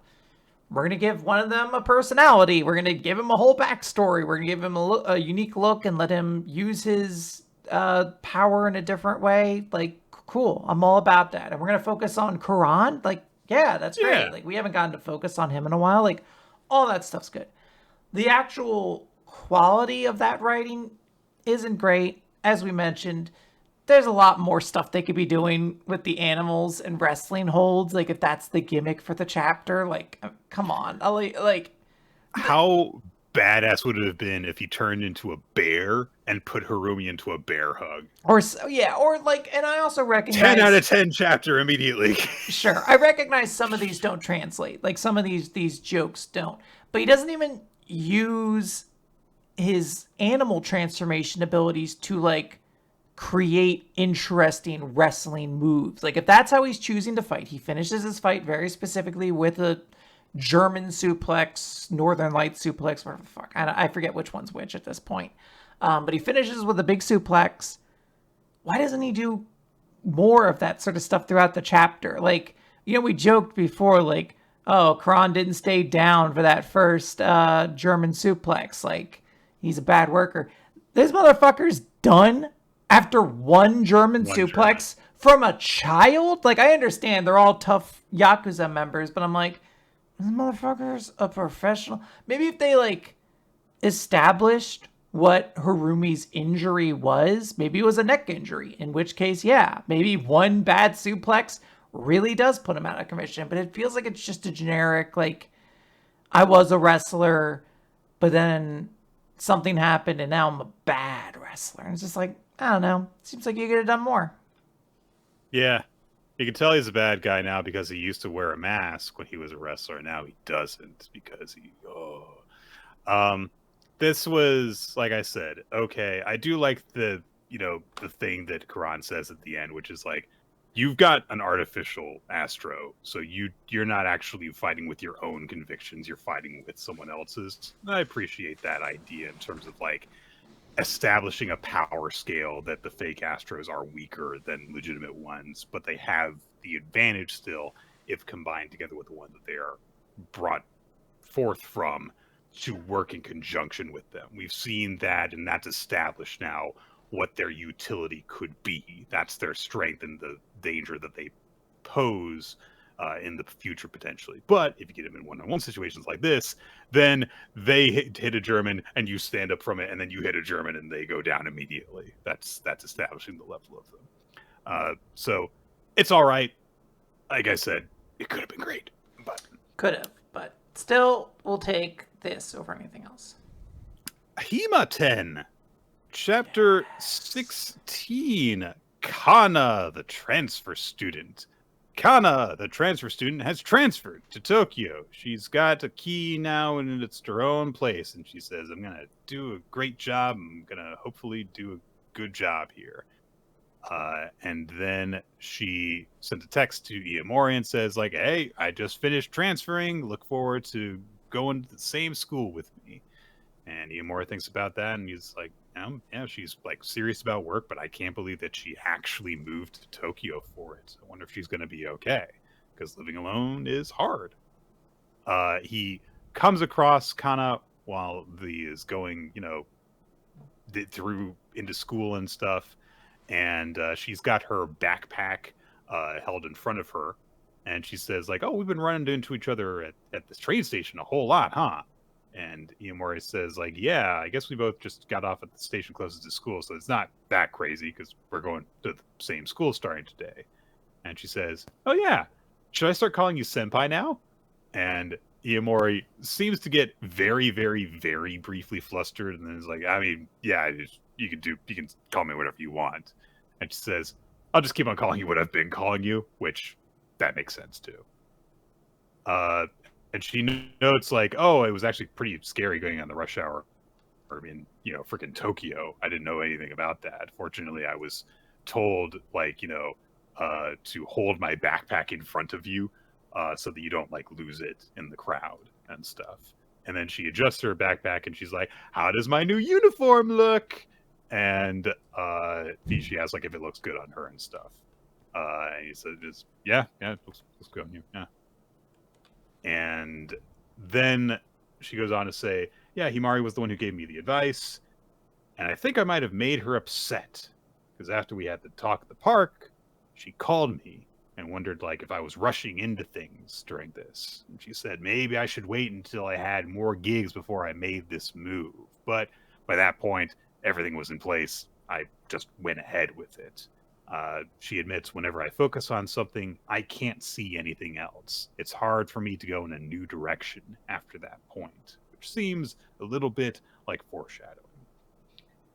The two of them come across Himari, and she kind of is like, oh, you came to meet me on my first day? And she says, yes, you're my mentee. So despite the fact that they kind of had an argument, it seems off panel, she still very much cares about Kana and how she's doing. And Kana gives her a big hug and says, I'm sorry I transferred without consulting you first, basically. But Himari's like, yeah, it must have been really hard for you to do that. Then, Iamori's there, and Kana's like, what was it like when you transferred, Himari? And she says, like, yeah, Iamori showed me around, and then the school flipped out. Which is like, yeah, that makes sense. You're very famous and everything. And Kana's like, yeah, I wonder if anyone's gonna like recognize me because I was just like in Yanjam. And she gets into the lobby at school, and nobody's really paying attention to her. And she's like, oh, I'm a nobody. And they're like, no, you're not. there are some people who are just like, did you see the pinup girl? Oh my god, you know. So I think what's interesting, I mean, now look, I don't know exactly like the cultural differences. I'm also not 15 anymore, unless maybe you thought. But I'm not. So I'm very curious how much there would be a level of like, I wonder if people know they're just not going to say it because that would mean outing themselves as buying like pinup magazines. Like she's not at the like, point yet where she's just such a famous model in and of herself that you would know of her. You would have to have seen her in something. So you have to have admitted like, oh, I saw her in that magazine or something like that. Maybe that's why people aren't. yes, I don't know. I don't know. So Himari says, like, yeah, it's only. I'm sure it's going to be just a matter of time before people are making a big deal out of you too. Yeah. So kind of feels better about that. Starts to go off. Just as she is about to depart from the group, she also runs into Honoka and Mayu. And I'm just then thinking, Nick. walks off. I'm trying to think like in the hierarchy of the school. I feel like bikini model, like if one of the students' jobs was bikini model, would be pretty high up on the list. And I think like maybe the only thing higher would be like astronaut cowboy maybe or something like that. Like if somebody's like, oh, I go to the moon and play rock songs or something like that. I'm like, oh, okay. Also, about Nick, don't you mean eek, Maury? God. Sorry, carry on. I'm done with the rest of the chapter. You can wrap it up. Yeah, so that happens, and then Honoka realized, like, wait a minute, what's Kana doing here? Because she wasn't present when they had that conversation about her transferring and stuff. And then, meanwhile, Himari sighs, and Iemori's like, what's going on? Are you, like, worried? And she says, well, I'm worried that Kana rushed her transfer to Tokyo because of me. Because I told her when we met up how much I believed in her. I let her stay at my place, and I kind of like gave her a taste of what it was like. And she seemed jealous that like you were being there as my housekeeper and looking after me, and how great that was and stuff. And Iemori tells her like, I mean, I understand why you're worried. He also, however, says she's not your responsibility. And he says as well, like, look, all I can do for her is just be supportive, but she's living all on her own, so maybe I could like help her with chores and stuff, but that's like all I can do, and I have no idea how much I should get involved, because like if I'm doing it for free for her, that's not the same as you hiring me to do it for her.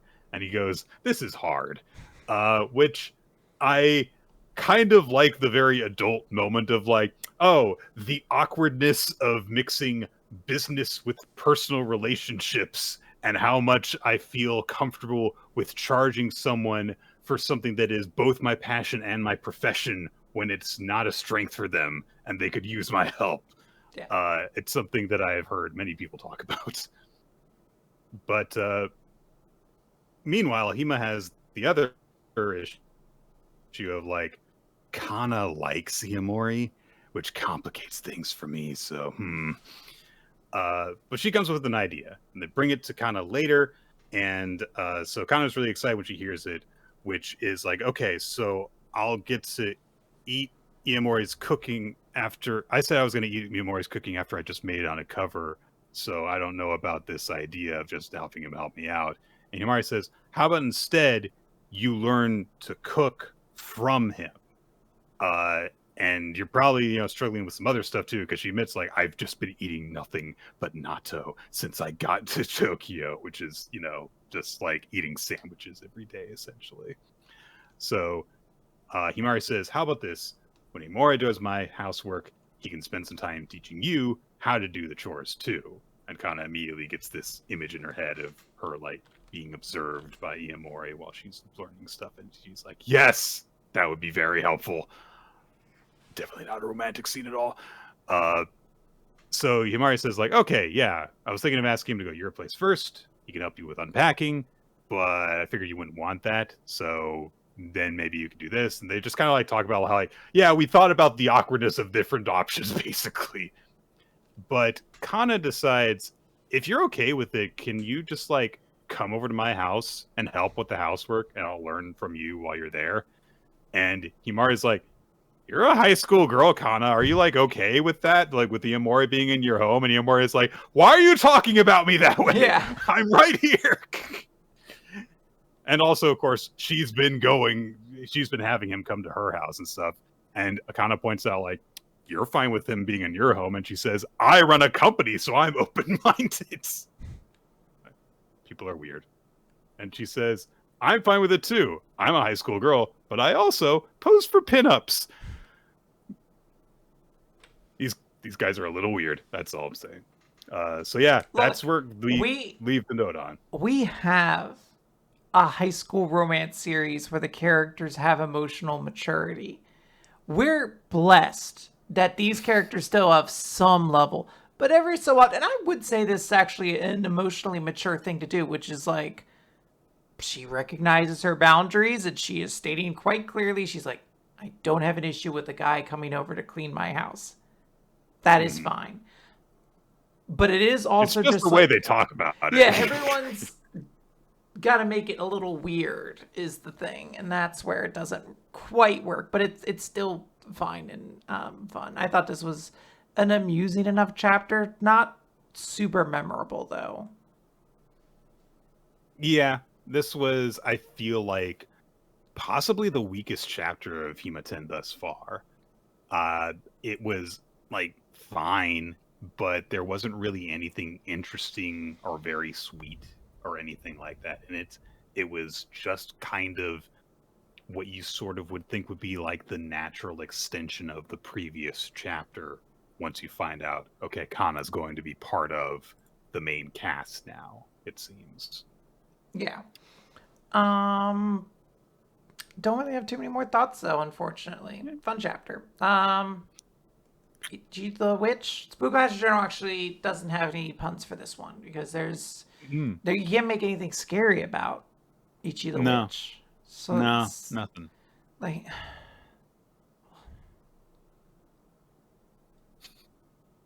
how long should I let this go on? I feel like okay. Eighth Hunt, the Hisame Magic Part 2.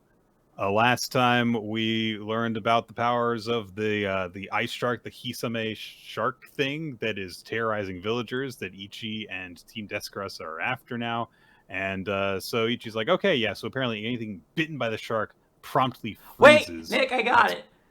What's that? But Nick, it's not Ichi the Witch. It's Ichi Witch.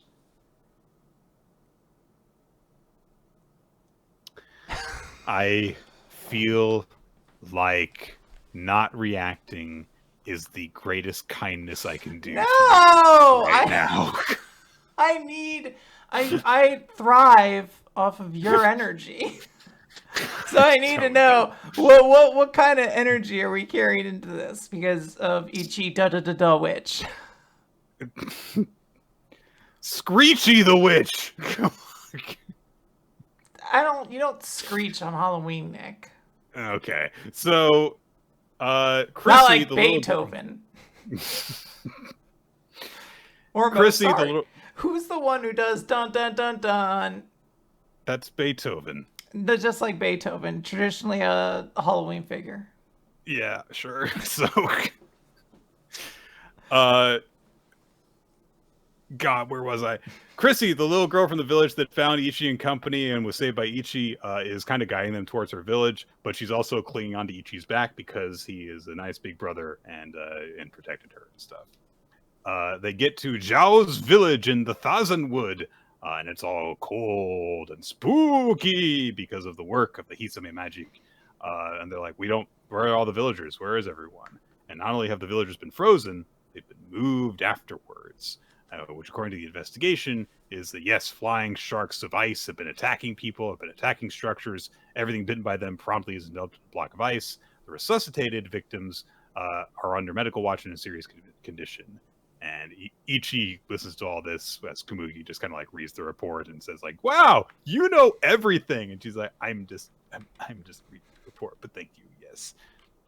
And she also says, in the reports from each village, the victims were found by a nearby body of water, so let's check by the lake. And there's a very cute pose of her like pointing the way, and Ichi and Descaras and Chrissy in the background are all like, yeah, let's go, except Descaras is kind of like, I'm just raising my hand to fit in. They make their way to the lake and immediately come across a truly bizarre ice sculpture that is dozens of feet high and has gaudy statues and weird eyes everywhere. I don't, Nick, you've never played any of the Persona games, correct? I have not. Correct. Okay. I'm playing through Metaphor Refantasia right now, same design team, pretty much as Persona. Basically, in Persona games, when you fight the boss, they look like this. Like, they're just these weird, way too humanish fucking looking things that are just deeply disturbing the more you stare at them. It's this guy. And Persona 6 is going to have an antagonist that looks like this. And the actual structure of the ice sculpture is not the scary thing about it. As Descaras spots something before anyone else does, and she immediately uses this minor magic to put Chloe to sleep. And they're like, why'd you do that? And she says, look closer. Because the ice sculpture is actually all the frozen villagers with the ice surrounding them, trapped inside this massive sculpture. And Ichi takes all this in, and he's like, yeah, it wants to kill humans. It toys with its prey. Death for death. So it's like, all right, here we go. And then Ichi just yells out, hello! Just calls it out like that immediately. And Kamugi says, like, why did you do that? And he explains, well, a weak creature would be too cautious to show, but one who is confident in its power will come out and face the challenge. And exploding out of the main body of the structure is the Hisame magic, the huge flying ice shark, which is wearing a kimono, kind of, on its body. Like, its body is, like, designed like a kimono with long sleeves over the fins. And it has big eyelashes. And the Hisame magic says, it's about time you got here, ugly cretins! Yeah, I don't know if I'd say it's a kimono. I think she has, like, lace trims on all of her, like, fins and everything like that. There's, like, a lace trimming to everything. It's the way that she holds her fins and gestures with them and stuff. Like their sleeves. Yeah, this definitely has, like, the I own a brothel, or I'm, like, the eccentric rich lady kind of energy. Like, this character is going to do the oh laugh at some point. Like, absolutely. And so she introduces herself and says, like, oh, I can't believe it took you so long to find me. And Kamugi says, that's the Hisame magic? And she just gets pointed at. That's Miss Hisame to you, potato face! What an insult. Excuse me? I was just a regular person before this. So she looks down and spots Descaras, though, and she says, but my mercy is as boundless as the sea. I can overlook an insult or two, especially since the abyssal witch herself came to acquire me. Everyone says you're the most powerful witch there is. For a magic, being chanted by a powerful witch is a mark of pride. I can see it now. The beauteous magic, ravager of villages versus the greatest witch. It'll be so picturesque. Step forward, Descaras, the abyssal witch. Face me with all you've got. And Descaras just kind of like, yeah, here he is. And Ichi is standing in front of her. And the Hisame magic is like, excuse me, who is this? Who's this strange child? Who's this boy? And Ichi just like kind of casually goes over to the pool of water, and she then just pokes a finger into. And Descaras like, yeah, he challenged you actually. And Ichi says, Inazuri, while touching the water, and electricity surges up through it and shocks her. I love it. He's just like, good. All right, there. He just goes, there. He's like, no, not there. Wait. Hisame magic goes full belly up, flops over, and he says, yeah, it's my zap catfish trap. Yeah, a long time ago, I saw like this catfish that was paralyzing other fish in the water, and I told a fisherman about it, and he said they use electric discharge to knock out their prey, so I used Inazuri to do that. Yeah, here we go. Let's reel it in. So he thinks it's done, and then the Hisame immediately just gets up and dusts herself off, and she says, "That made me break a nail. Oh, I know who you are now, that boy witch. All the magics are talking about the non-standard human who somehow acquired Lord Roro. A witch, but also a male." And Ichi says, "I'm Ichi." In the middle of the... I do love the I'm Ichi. Hisame Magic says, "Honey, I'll be blunt. You suck. Like, you don't even get the basics of magic hunting." And she says, "In order to hunt us, you have to pass our trial. You can cut us into bits, turn us to ash, disintegrate us into mist. As long as you don't pass our trial, we'll keep coming back over and over and over again. You are the contestants. I am the judge. Show me you have creativity and sensibility worthy of acquiring me. I, the Hisame Magic, present you this trial. I want your most gorgeous, most stunning, most marvelous designs. Make me fabulous." And she does such a pose. I love the way she looks in this image. And yeah, it's a fashion trial, and that's it. And Ichi looks so confused. I love Ichi's expression. It's so confused. This poor boy's so confounded. He's like, I know that you told me there are tasks that aren't just killing them, but how the fuck do I make something fabulous? Like, what's gonna happen? Truly outrageous that this feels like it is the most danger Ichi has been in this entire series. Yeah, because we know him up to this point. We know he's just this, rough and tumble guy who lives in the mountains. How is he going to know anything about fashion sense, Quinn? He's probably not, but next chapter is going to be like probably the end of the first volume or so. So I'll be curious to see if they do anything big for it. Yeah. This is a good chapter. This is so much fun. Oh, Ultimate Exorcist Kiyoshi. There's nothing scary about that. Chapter 18, the Naraku High School Occult Investigation Club. Also nothing scary about But Nick, that. No. Don't you mean Ultimate Exorcist Key Ghost? She? Okay, fine. The Gates of Hell restaurant holds a celebration for Kiyoshi passing the test of becoming a Grand Cross. The big toast happens for it. Yay. Sakaki says, like, "Hey, I heard that you beat the fuck out of old man Yana. Good job. You did good." And then he says, "That means that since you're a full Grand Cross, you can be my stand-in. And I can actually take a vacation now because I don't have to just perpetually be on duty." So then Kiyoshi's like, yeah, just leave it to me. Sakaki says, "I'm leaving it to you."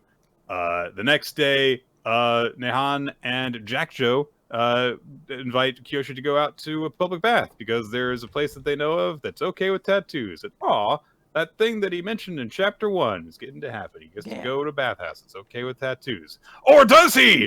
Because Ruruko Oka, the president of the occult research club at the school, corners them with 2 goons. And she's got an eye patch that has a pentagram on it.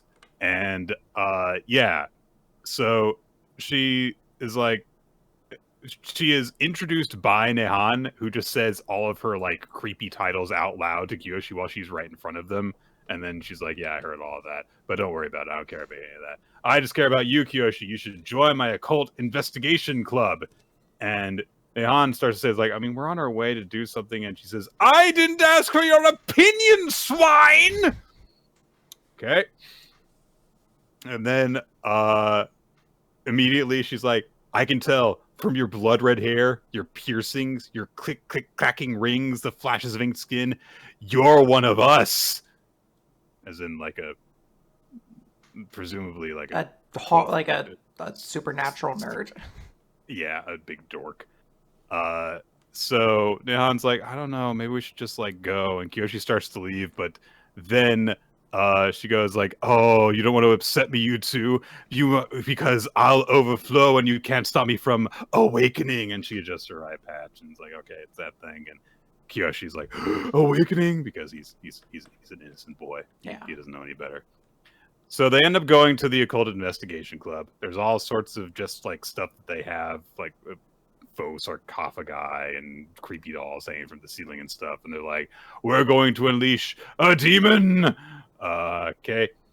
They ask Kiyoshi if he believes in demons, and both Kiyoshi and Neon just look back at Jack Joe, who's behind the couch from them, and they start talking about demons. And she's like, "I want to meet a demon," and Jack Joe's like, "Right here." And he's like, "I want to look at one so bad. I am right here. I'm right in front of you." Can't see him. Oh well. But she also wants to meet an exorcist because they're the natural enemies of demons. And both Nehan and Kiyoshi, for some reason, start reaching for their licenses, and Jack Joe has to be like, "What? Nope, stop! What are you doing? Stop that!" I don't honestly get what their dynamic is. They wanted nothing to do with this girl until this moment. Anyway. But she says they're going to summon a demon. And then Nehan's like, "Can humans do that?" And Kiyoshi's like, "No. There's only very few exorcists who can actually do that. And they would not just teach outsiders that secret." He asks Oka how she learned to summon demons, and she says, "Oh, well, yeah, okay. These guys taught me," and it's this online, like, person that she's following on social media that's called the Pitch Black Fallen Angel, and there's all these asterisks that are very cringy. And she says, "Yes, it's an influencer who exploded onto the occult scene like a bomb. And it's definitely the real deal. Definitely. Let's go up to the roof where we have our summoning circle ready." And there is just in words written on the ground, it says, "Devil, come on." Except the O and come is replaced with a pentagram summoning circle thing. And they're like, "Wow, this sucks." And Oka goes, "I spent 20 whole minutes preparing it." 20 minutes. Yep, that's okay. It's kind of funny, if only because in the next moment, Kiyoshi realizes, he's like, "Wait a minute. This is a real solution. That summoning circle is real." So I do like the idea that she like just kind of sloppily put together everything else, but she did put together like 19 of those 20 minutes had to have been spent on this fucking sigil. Yeah, getting it right with all the details correct. So of course immediately now it's like, wait, then who is behind that account that she found it on? And we cut to Sakaki, who has his demon partner out, and I forgot how cool this thing was. Oh, it's so cool looking. And Sakaki's like, "I can't believe he's shown up. Sometimes the old man at the future shop actually gets it right." And they finally found Yuda.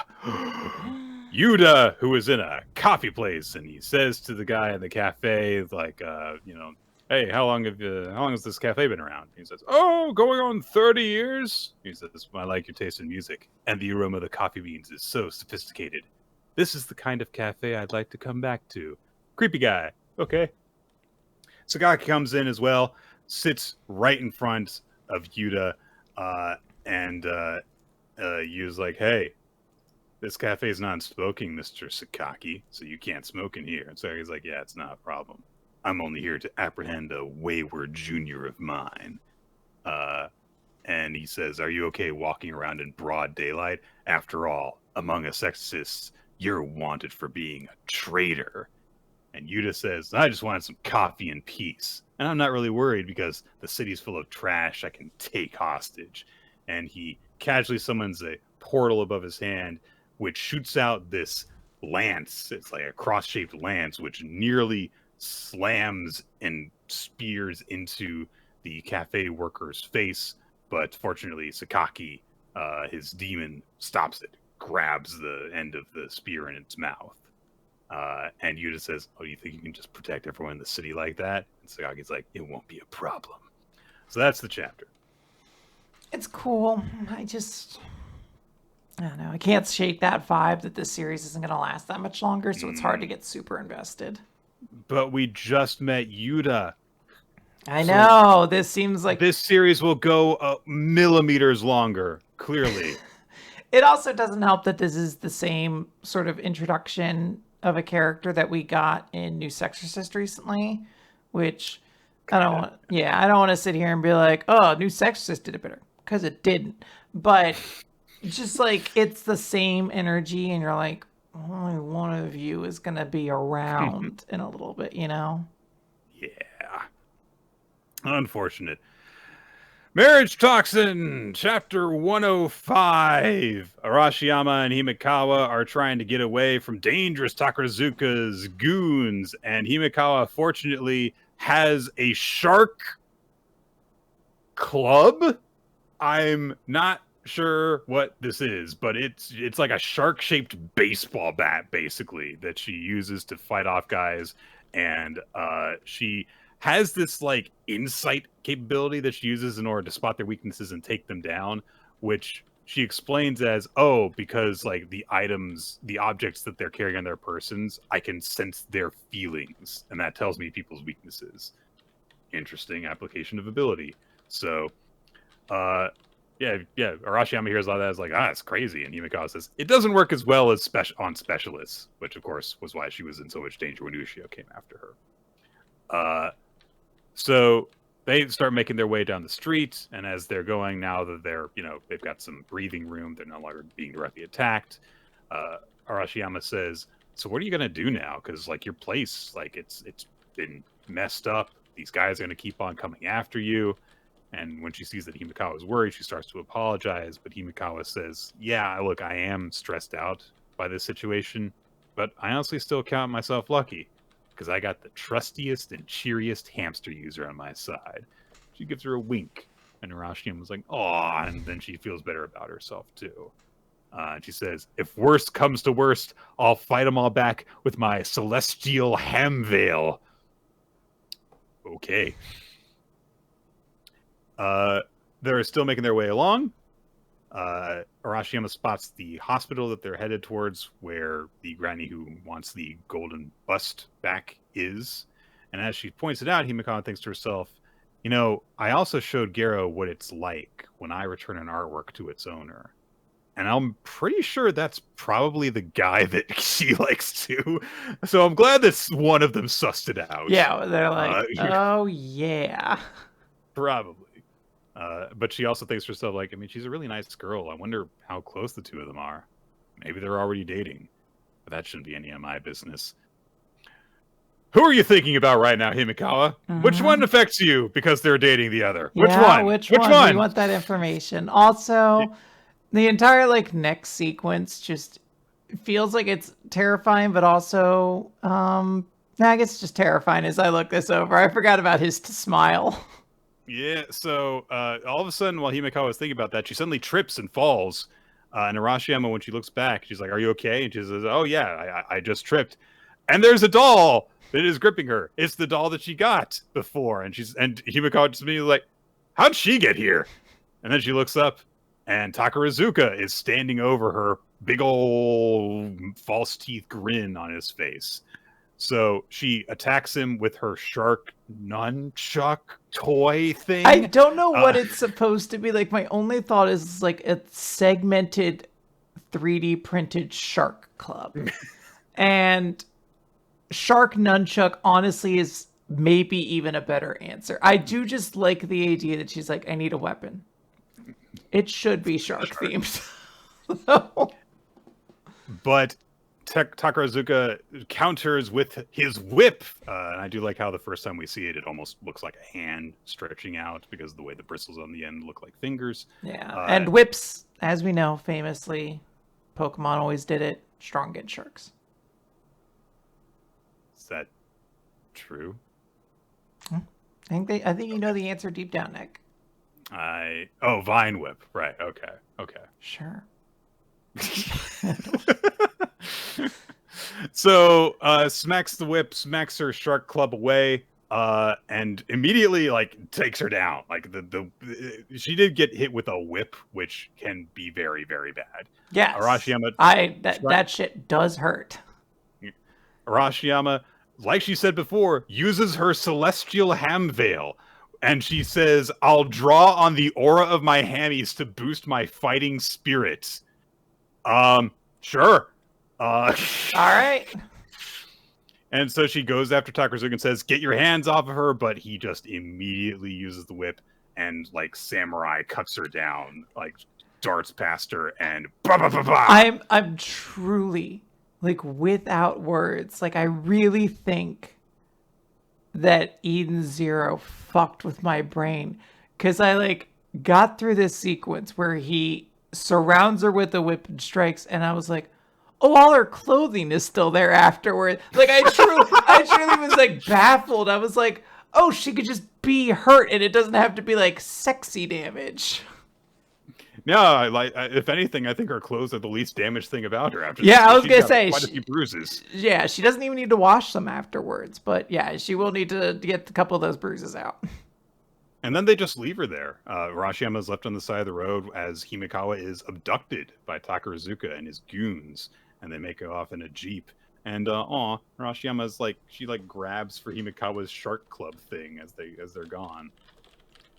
Fortunately, Garo is coming to try and help out. He is in contact with Kitami, who Himekawa's lead helper guy, and he says, we are reminded, I forgot about this entirely, that Kitami is always watching Himekawa's location via very super accurate GPS. And then apparently one day he says, yeah, I just got a message from Himekawa that says, I don't want anything to do with you guys anymore. Goodbye. And so we listened to her and left her alone. And that was just kind of it. And he was like, yeah, we were all scared that if we tried to, come after her, that she would just hate us even more. So we didn't even ask her about it. Instead, we've just been secretly watching her from afar. It's very funny because it shows them all in a room, just quietly with their their knees up to their chest, she's not talking to us. Hey guys, I don't think we should let it end here. Let's stalk her. You're like, maybe a better way. Maybe you could have contacted her again. But I also do like that they were like, maybe something's up with her phone. Let's not risk that. Right. So then, as they were observing the place, they saw a group of guys burst into Himekawa's apartment, rushed in, and then they saw everything was just gone by the time we got in there. And for some reason, her clothes were scattered on the floor. I'm still really curious how that's supposed to play into things, because we know he just hid under her clothes with the doll.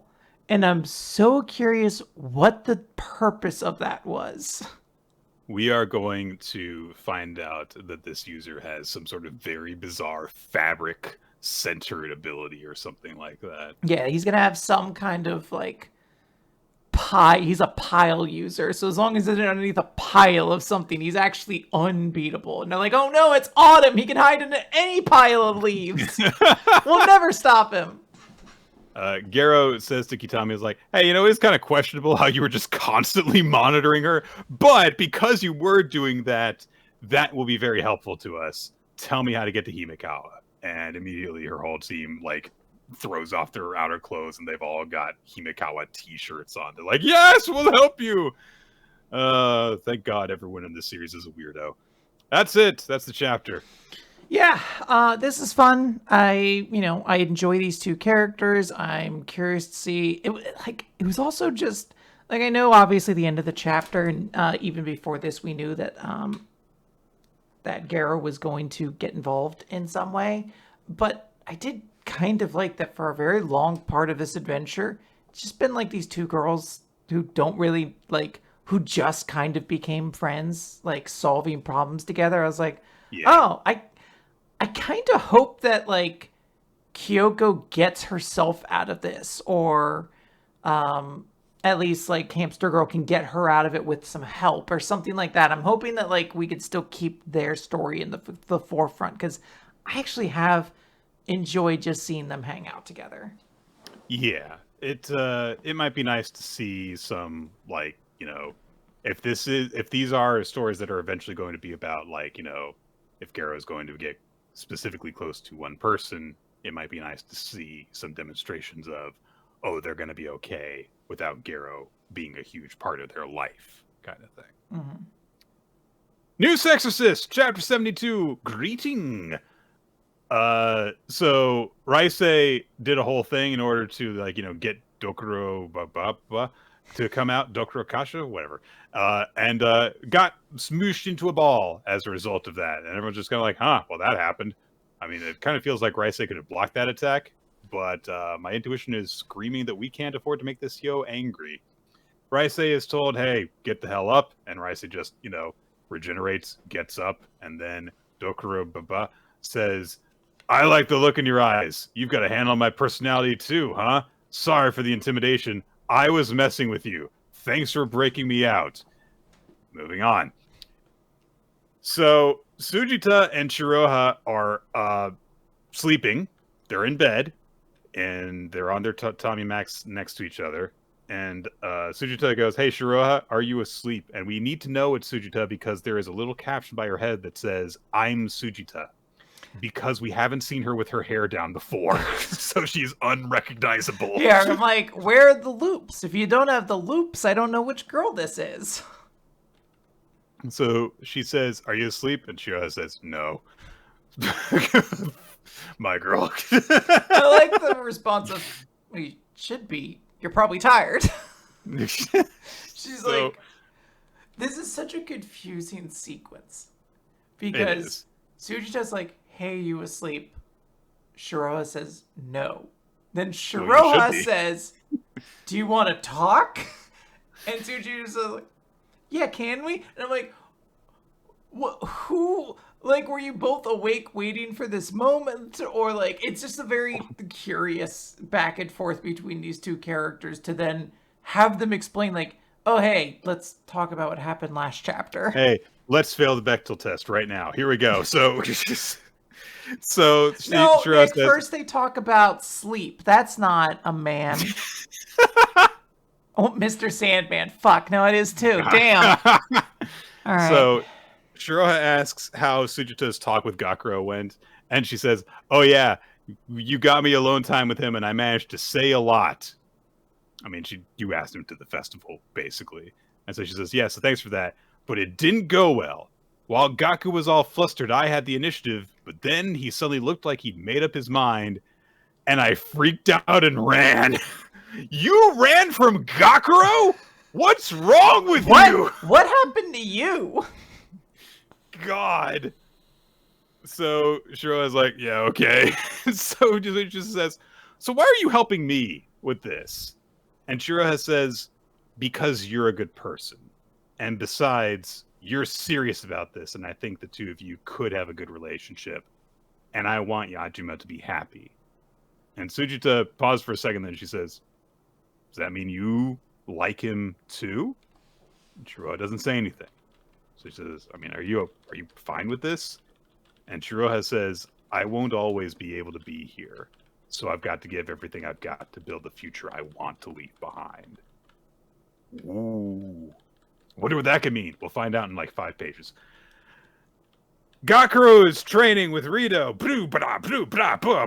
Rubble flying everywhere. Using the rubble as footholds. No one's ever thought to do that in a shonen action manga. At the end of it, they've still failed. But Niue says, you're working hard and your teamwork's improved. That's it. You're done. And Gakuro goes, shoot, we failed still. But Rito puts a hand on his shoulder and says, we've got more stuff to work on your own. Yeah. So as they're on their way out, he says, oh, Captain Yajima, could you go pay a visit to Mizuki for me? And Gakuro's like, by myself? And Rito says, she said she had something to discuss with you in private. They don't let me in the hospital alone anymore. I caused too many problems, they said. I caused all the doctors to lose faith and they give up on their patients. Apparently I'm considered socially awkward and none of the nurses want to go do their rounds because they don't want to pass by me.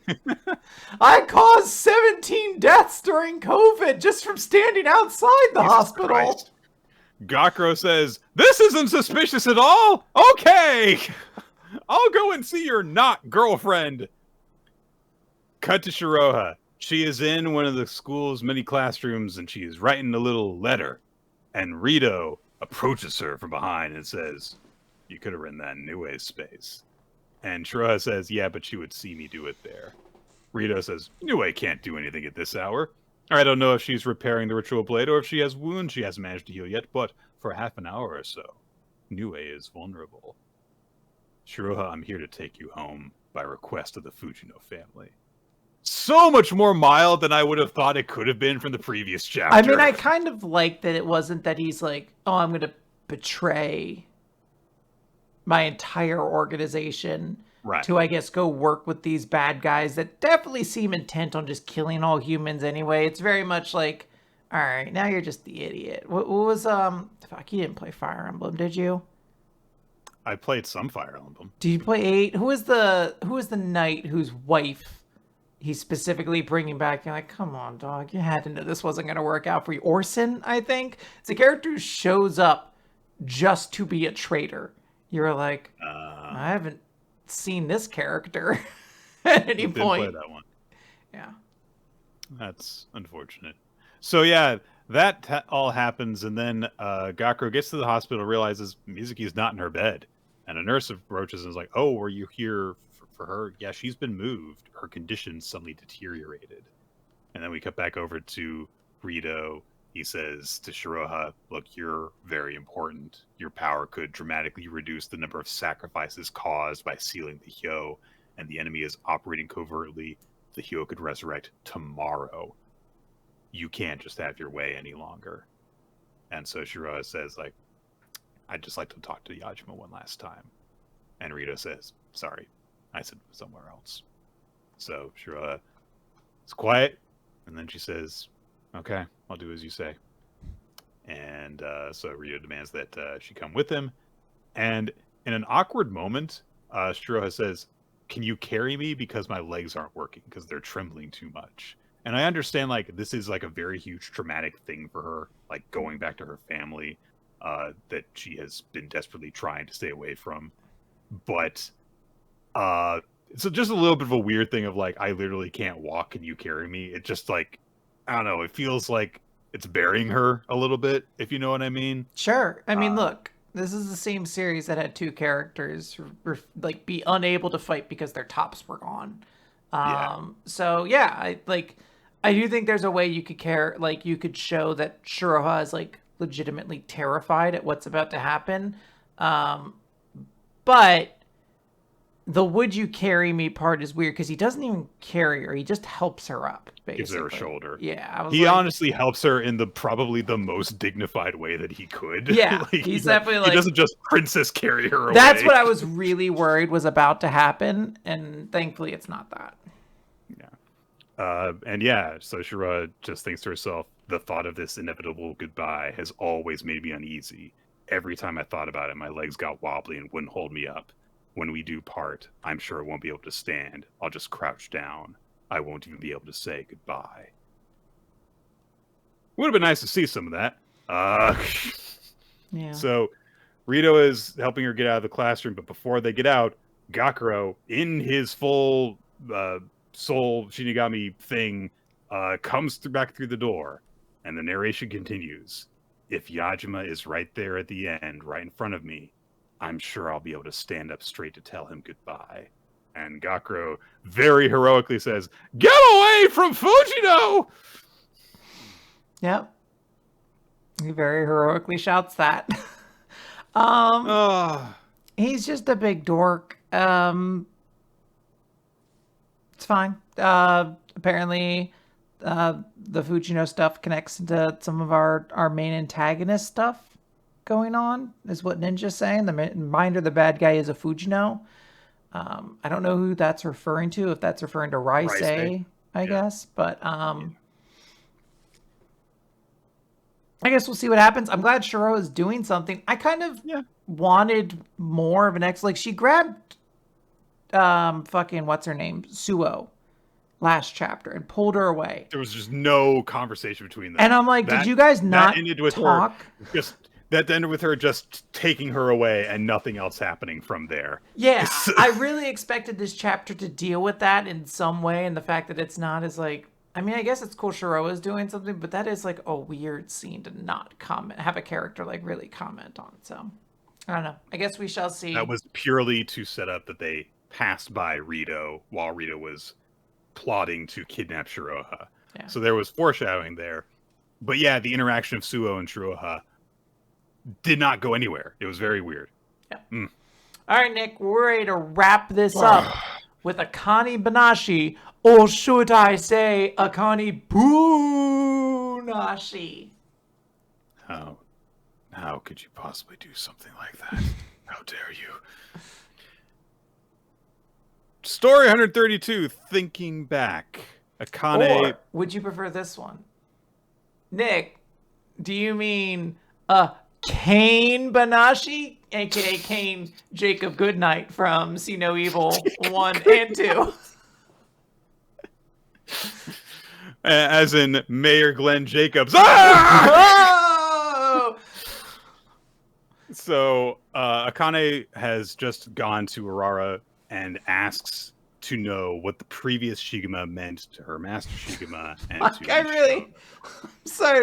I really forgot they named that character Jacob Goodnight. It really does take a moment. You just have to sit there and draw like, this was a writing decision.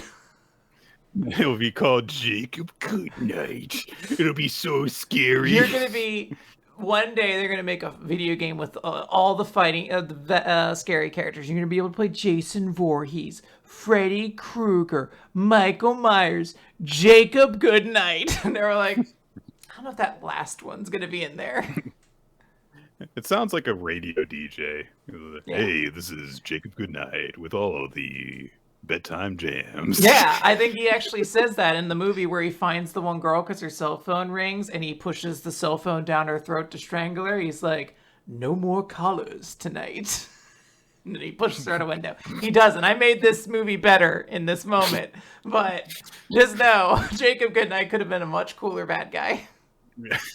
I was gonna say, instead, I don't trust Glenn Jacobs to deliver cool Freddy Krueger one-liners when he kills people. And I do believe the most iconic thing about the character is I think he collected eyeballs, which is why the movie is called See No Evil. Okay, got it. Anyway, Akane asks Urara to tell her about that, and so she thinks for a second. She says, "Get in the car." And kind of like, you mean you gotta just say, or don't, just like not even giving her any room to think about it, just get in the car. So before she starts talking with Akane, she thinks to herself, I wonder how long it's been since I actually thought back on those years, since I thought about him. Ooh.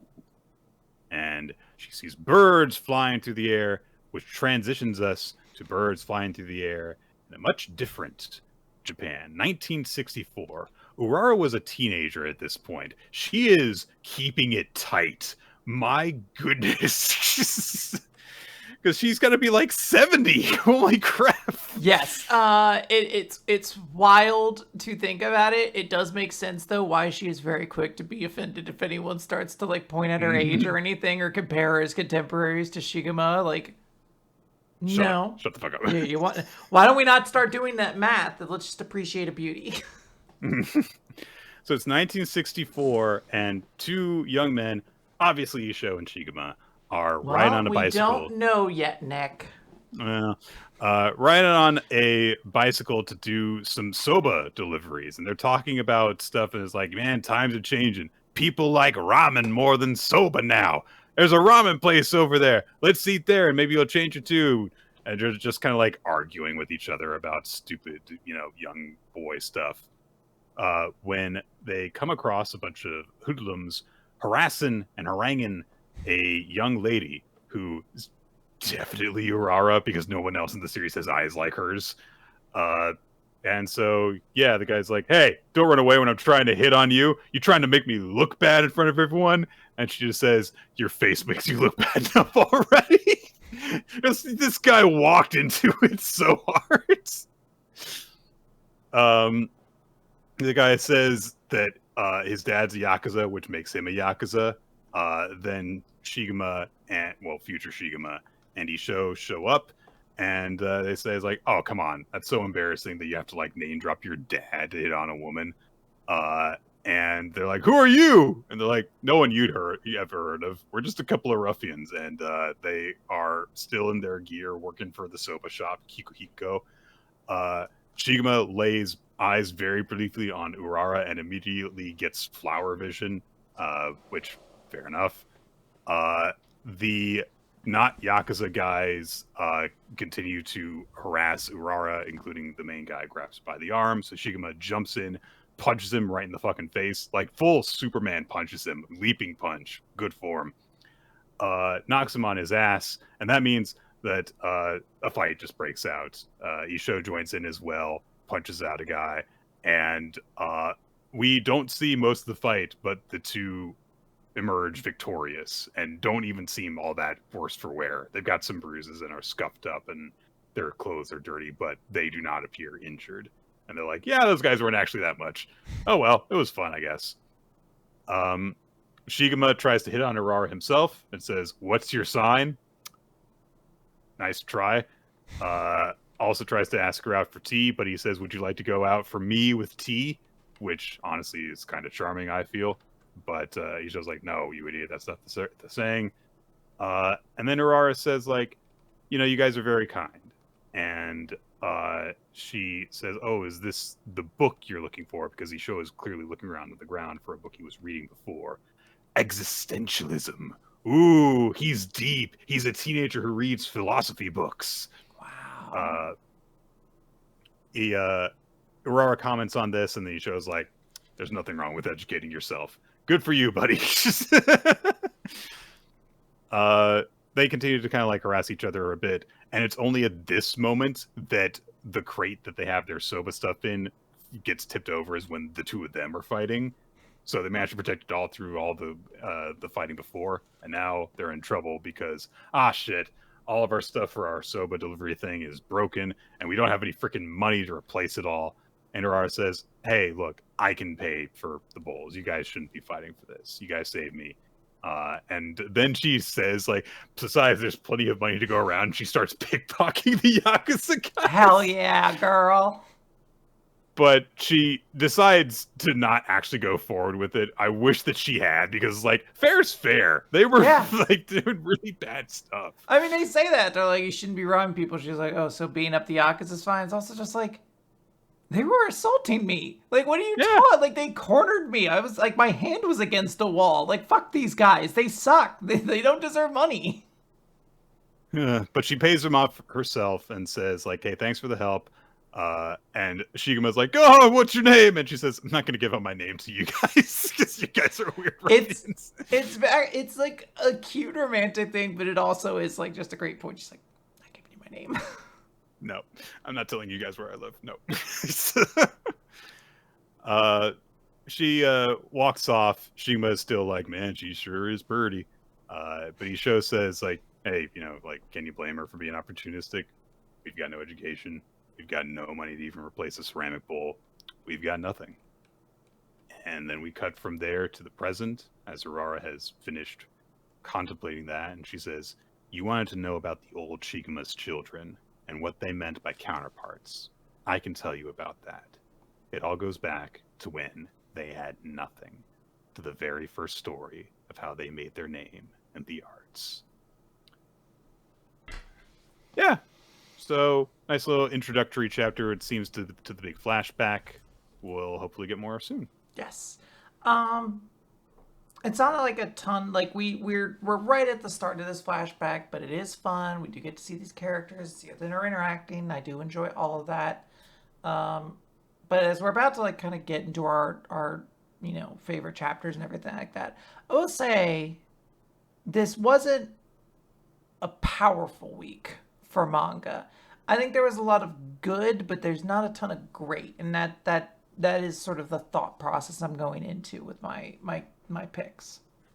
Yeah, I fully agree with you. It sort of feels like there was a lot of stuff that was like, this was pretty nice, but there wasn't anything that really made me go, this was amazing, except freaking Ichi the Witch, which does not stop hitting it out of the park every single fucking week. So it's kind of the obvious choice for me this week. I was gonna say, so Nick, what? Because I know you don't like to double dip. What gets Ichi the Witch? Oh, it's my favorite chapter of the week. Okay. So I have to come up with not the Hisame magic or anyone else from the series. Even though like there were so many moments for a lot of people in this. Ichi was great in this chapter. And the Hisame magic was very memorable. But I gotta come up with someone else for my favorite character. I will say my favorite chapter this week. I also think it probably is Ichi the Witch. And then I have to decide if I'm going to double dip or not. Because I do think there's a couple nominees for character of the week. Yeah. There's a couple. I feel like we had some nice stuff from, from Undead Unluck, from a bunch of people in Spy Family. I need a little bit more time to think about that. So you I'll say, I think my most likely person is Fang from Undead Unluck. But I am just like kind of working through a bit of the thought process, and I think there's a potential for like Kyoko for Marriagetoxin was pretty cool in this chapter. I think that there's an argument for maybe Kana was like cool and like straightforward with some of her thoughts, which I do appreciate. And there was another one where I'm just blanking. I cannot remember it, but there was like a chapter like as we were reading, I was like, shit, do I give this character of the week? I didn't. I'm going to give it to Fang because I do think it was a cool move to show up on a pillar. That's just a cool move. More characters need to show up to things flying in on a pillar. It's just a cool visual that we should be making a trope at this point. And I just appreciated his desire to pass on everything. Like it's a fun note for that character to wrap around too. I almost want to give it to Shiroha because of the continuing, god damn it, this character needs to be in a better series feeling that I have. And if not for the fact that they have that moment of like, oh, she needs to be carried because she's shaking so much, I probably would actually give it to her because there are some nice notes in like her interaction with Sujita where she just like straight up says like, I'm not going to be able to stay around Gakuro for much longer. So that's why I want someone else to be with him, even though clearly she's interested in him romantically. It's the most complex character motivation anyone in Gakuro's friend group has. It is. But I think that I am going to go for... I'm going to go for Anya in Spy Family. She just has a bunch of funny moments in this chapter. And sometimes that's enough. If it wouldn't bother you, though, would it be Hisame magic? If I were more willing to double dip, it would probably be Hisame magic. Yes. Well, because what an entrance! If it helps, the audience picked Hisame magic as the character of the week, and Spy Family actually won chapter of the week. It looks like I'm gonna scroll back here just to make sure there's no ties, but it does look like Spy Family. So there you go. I get that. Yeah. All right. Well, Nick, now that we've reached the end of Halloween, do you feel spookified? Once again, the bell. You can see paper towels. Yes. I am burnt out. That's all. I need to. Did you enjoy the props? No. Okay. Fog machine? Yes, no? Oh, of course, the fog machine was great. Okay, good. Good. Crank that thing up a little bit more. Yeah, let me go crank up that small fog machine real quick. Yeah, you do that. So while you're getting that thing operating, I will tell everyone that we record the show here on twitch.tv/RoloT Wednesdays, normally starting around 7:30 Eastern time in the evening. But to stay exactly up to date on when we're going live with the show, you can just join the Discord server. It'll be linked wherever this gets posted, and we will send out a blast whenever the show goes live. The Discord server is spooky. Oh man, so fog. It's also a great place to just to keep up with the community, to find the Google Doc, which keeps track of recommendations and such like that. I need to remember the name of there it is. I found it. Recommendations. Find the Google Doc, make a recommendation, add a voice to something that you see recommended on there. Look at stuff that we have done in the past, and also keeps track of statistics associated with the show going back to its beginning. Thank you, NinjaX3i, for maintaining all that stuff for us. This show gets posted on weeklymangarecap.podbean.com. All the audio files are on there. It also goes through podcast feed type places like iTunes and Spotify. And our video versions of the podcast can be viewed on youtube.com/weeklymangarecap, which has an opening sequence by Milo Jack Stillis and Winsdale Cheddar. Thank you guys for making that awesome thing. Title cards occasionally done by Steve Man. Check his work out by searching for Steve Man Art. We are also on Patreon, patreon.com/weeklymangarecap if you want some bonus content. And yeah, that's about it. To specify, we just put out another bonus podcast, by the way, where we tried out a new series idea where Nick and I create characters to exist in the world of Undead Unluck and share them with one another. So if you're interested in giving that a listen to, you can find it on our Patreon. You can also access our backlog of podcasts. We had one right before that where we talked about X-Men. And I might do another one soon. I've got so many thoughts on the New Mutants I need to talk to you about. Oh my goodness. That's going to do it, everybody. But before we go, we will tell you what the next series we're going to be talking about is. Is it spooky? And it's, I don't think it's spooky. Okay. I read a little bit of it to get a sample. We're going to be reading Kowloon Generic Romance, which is a slice of life / sci-fi / romance series that we'll be taking a look at in a little bit of time. Well, fair enough. Before we head out here, Nick, do you have anything you want to say to me, Spookmaster General? I die tomorrow. I will not cry for your loss. Jesus! I have a Spookmaster family! How dare you? They're gonna Spookmaster mourn for me. Yes, the Spookmaster General is the only one who dies. I have a regular family.